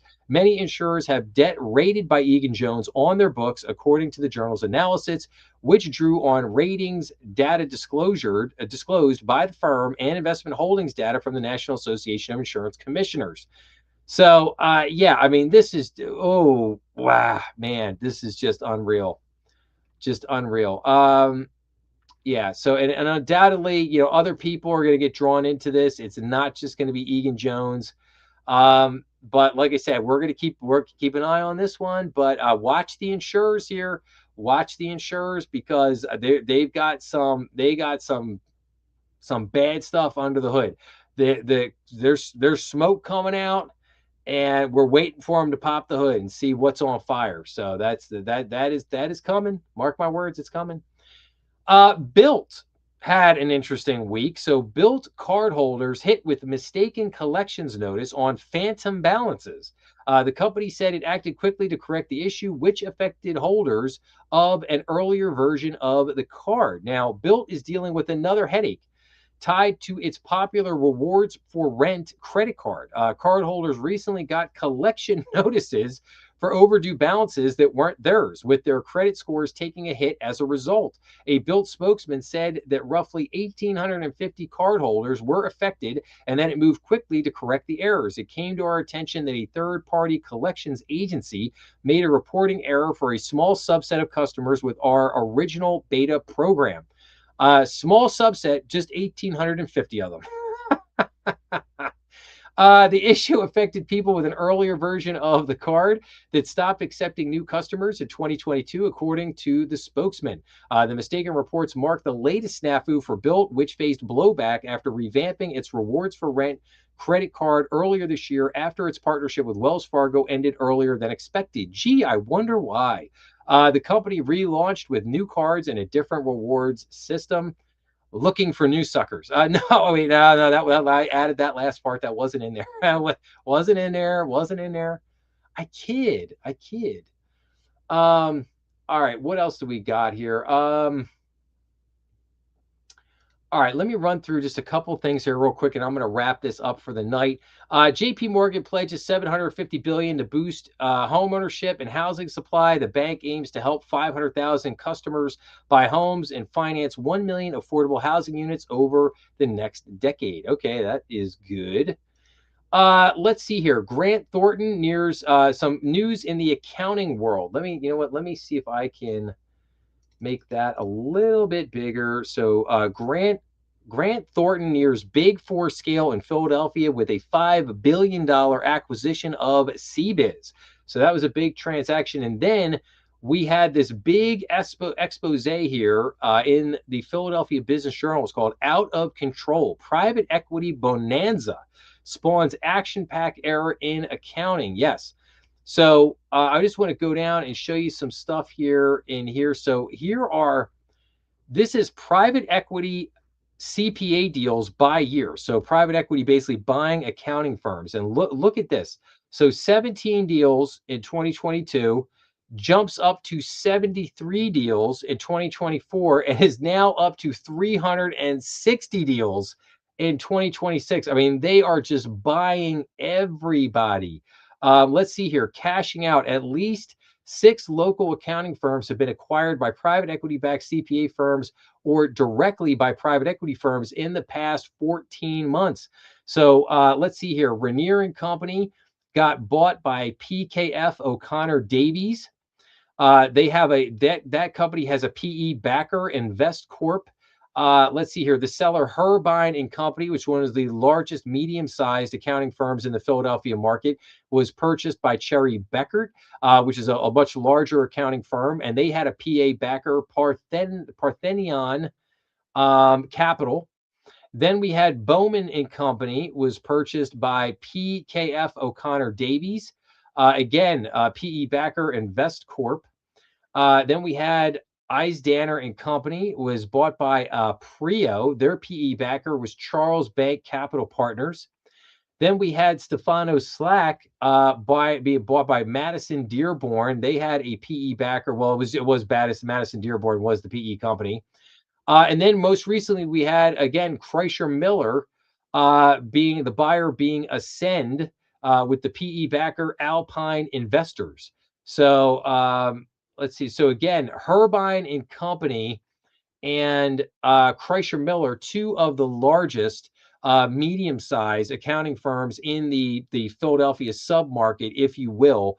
Like you have, like, again, you got the big four down in Philly. Deloitte, KPMG, EY.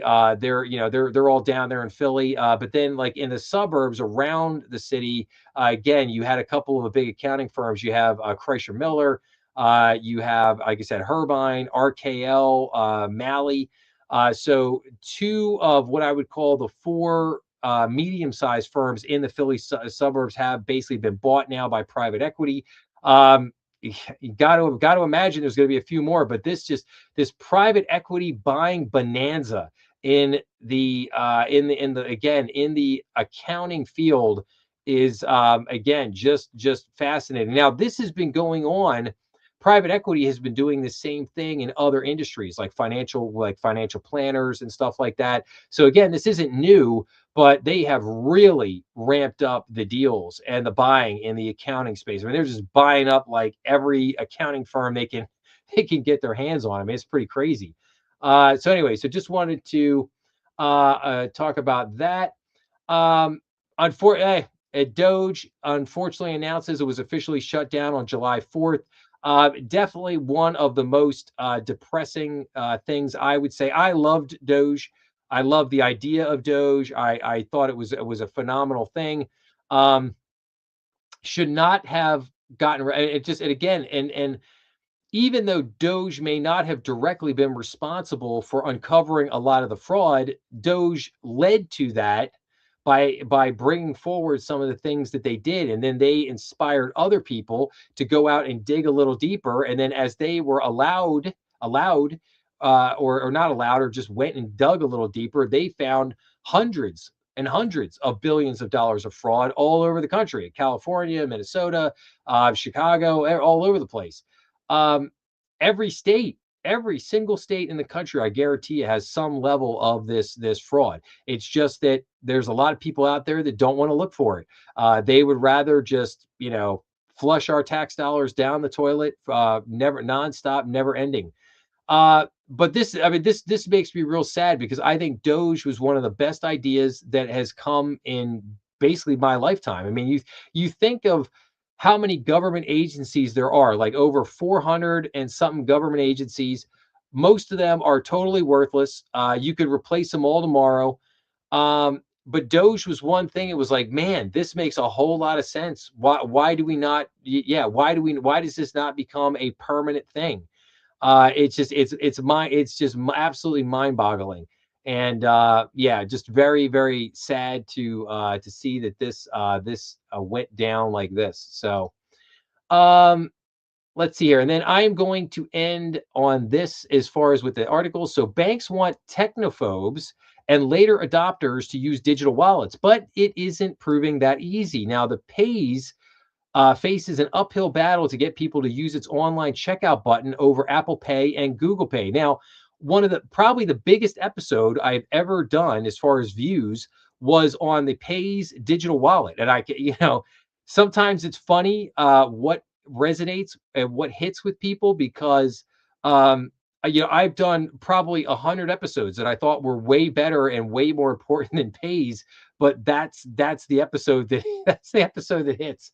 But anyway, the biggest banks in America move the money behind almost everything you buy. They haven't figured out how to get you to click a button to pay at checkout, though.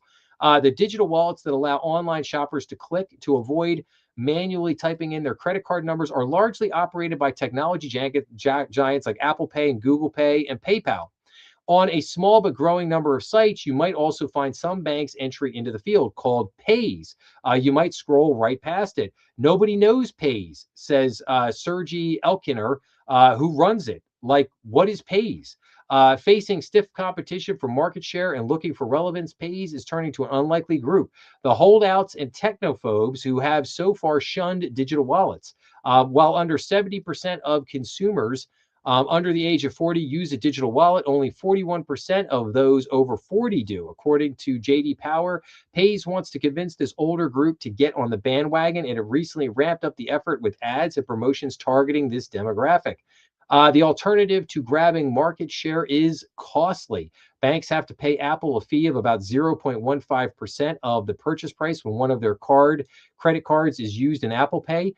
Crone Consulting, a payments advisory firm, estimates that U.S. card issuers paid Apple at least $750 million in fees across online and in-app purchases in 2025. Pays is part of Early Warning Services, a company owned by 7 of the largest banks. The firm's more popular product is Zelle, which sends money between customer accounts. Zelle also got off to a rocky start, only to gain steam as it got embedded into the banking apps that customers already used. Pays' pitch is that it operates directly through bank and credit union mobile apps. There is no account to create. Customers activate the wallet and eligible cards that their bank has already loaded into Pays.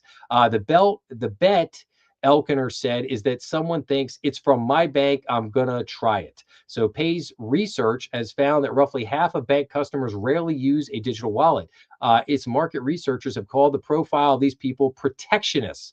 They are mostly over 44. skew slightly female and are affluent. Most important, they are loyal to their banks. that's me. That's me, man. It's sorry, guys. It's all my fault. Sorry. Um, but anyway, so again, so they're going after this demographic, but they're finding it very difficult. And we'll see what happens. But like I said, I just thought this was interesting. Thought I would share it with everybody. So all right. That's all I got for you guys tonight here, man. So I am going to go into a wrap up mode here. We're going to get our story of the week, and we are going to get our quote of the week teed up here. But first, let me get my banners out. All right. So if you are watching on Apple Podcasts or Spotify, please leave me a review, and hopefully remember, BND is on YouTube, Rumble, and all major podcast platforms. New episodes every week, Monday through Friday at 12 noon. And BND Strategy Room live stream is every Saturday night at 8 o'clock here on YouTube. Hopefully coming soon to other platforms. I know you guys are going to roast me. I've been saying that what feels like forever, but it's true. It's true. It's coming. It's going to happen. It's going to happen. All right. All right, guys, let's go. Story of the week. So last week I did direct public offerings. So this week's story of the week is going to be on IPO lockup. An IPO lockup period is a caveat outlined in a period of time after a company has gone public when major shareholders are prohibited from selling their shares. During the IPO lockup, company insiders and early investors cannot sell their shares, helping to ensure an orderly IPO and not flood the market with additional shares for sale. Lockup periods usually last between 90 to 180 days. Once the lockup period ends, most trading restrictions are removed. Lockup periods are designed to let newly issued shares stabilize and find their natural market price before insiders have a chance to sell off their holdings and cash in on the IPO. As the lockup end date approaches, bringing the likelihood of more shares becoming available, traders may sell off their holdings, short sell into the expiration, or even find themselves in a short squeeze. So very interesting. So anybody who bought SpaceX, yeah, you better be paying attention to that IPO lockup because it's coming, baby. Get ready. All right, let's go. Famous quotes. This comes to us today from Ayn Rand. A right doesn't include the material implementation of that right by other men. It includes only the freedom to earn that implementation by one's own efforts. So yes, fantastic quote by Ayn Rand. If any of you have not, I'm trying to think, what's Atlas Shrugged? If any of you have not ever read Atlas Shrugged, read that book. It will change your life. It changed my life after reading it. Yes, John Galt. Who is John Galt? If you read the book, you'll understand that. So, all right. Thank you for joining me here on this Friday night in the strategy room. I hope everyone has a great weekend out there. Come back next week for more new episodes and another live stream. And until then, just be safe out there. I thank you for spending the time with me. As I said, hope everyone has a great weekend. Take care, and I will see you again real soon back in the strategy room.